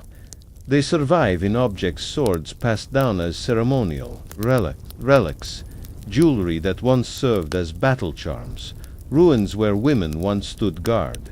They survive in bones dug from the earth, in carvings rediscovered by accident, in scrolls forgotten in dusty archives. And now, in this moment, by listening, you are part of the remembering. Keith, each time you hear these stories, each time you think about the lives behind the legends, you help reverse the forgetting. You widen the lens of history to include the whole truth, not just the parts that made it onto royal parchments. The world is full of gaps in memory, places where silence has settled over courage. But silence is not the same as erasure. It can be broken. And tonight, as you lie quietly, letting these stories drift through your mind, you are helping to break it. You are participating in the gentle rebellion of remembrance. The act of listening is an act of resistance against forgetting. Please, stay with me as we continue this calm journey, moving toward the closing chapters of the forgotten female warrior stories that were never really lost, just waiting for someone to hear them again. And now, as we near the end of this long, quiet journey through the forgotten history of female warriors, let's take one final moment to reflect, not on the battles, not on the weapons, but on the simple human act of memory. What does it mean to remember someone history tried to forget? Xil. What does it mean to sit quietly, eyes closed, listening to the echoes of lives lived so long ago? Tonight, as you lie here, your body at rest, your mind gently drifting, know that you have become part of something rare. You have stepped into the role of the keeper of stories. You have reached back through centuries to pull forgotten names from the dust. In doing so, you've participated in something older than history itself, the act of witnessing. Imagine, now, all those women whose stories you've just heard, the Dahomey Amazons, the Sarmatian horsewomen, the Viking shield maidens, the Onabogeisha, the Trung sisters, Queen Zenobia, Queen Nzinga, the female gladiators of Rome, the Temple, the defenders of the Andes, the indigenous warriors of North America. See them not as statues, not as distant myths, but as people, human beings who once woke up in cold tents before dawn, who stretched sore muscles before battle, who whispered to loved ones that they might not return but went anyway. They laughed, they mourned, they worried about their families, they stitched clothing, sharpened blades, tied charms onto their belts. They weren't symbols, they were real. And now they are real again, because you have remembered them. History often claims to be objective, but in truth, it is always personal. It is built by those who choose what to record and what to erase. For centuries, the stories of women warriors were pushed aside, called anomalies, reduced to legends, or forgotten entirely. But their bones remained in the ground, their symbols remained carved into walls, and their echoes remained in the gestures, passed from grandmother to granddaughter. You have spent this time listening to those echoes, letting them fill the quiet of your evening. That act is sacred. It is the kind of remembering that heals the gaps left by time. In a world that often teaches us to forget complexity, to simplify heroes into single faces, to imagine history as a parade of kings and generals, you have chosen to hold space for something more honest. You have remembered that courage is not gendered. Leadership is not limited. The human spirit is not bound by the categories history sometimes imposes.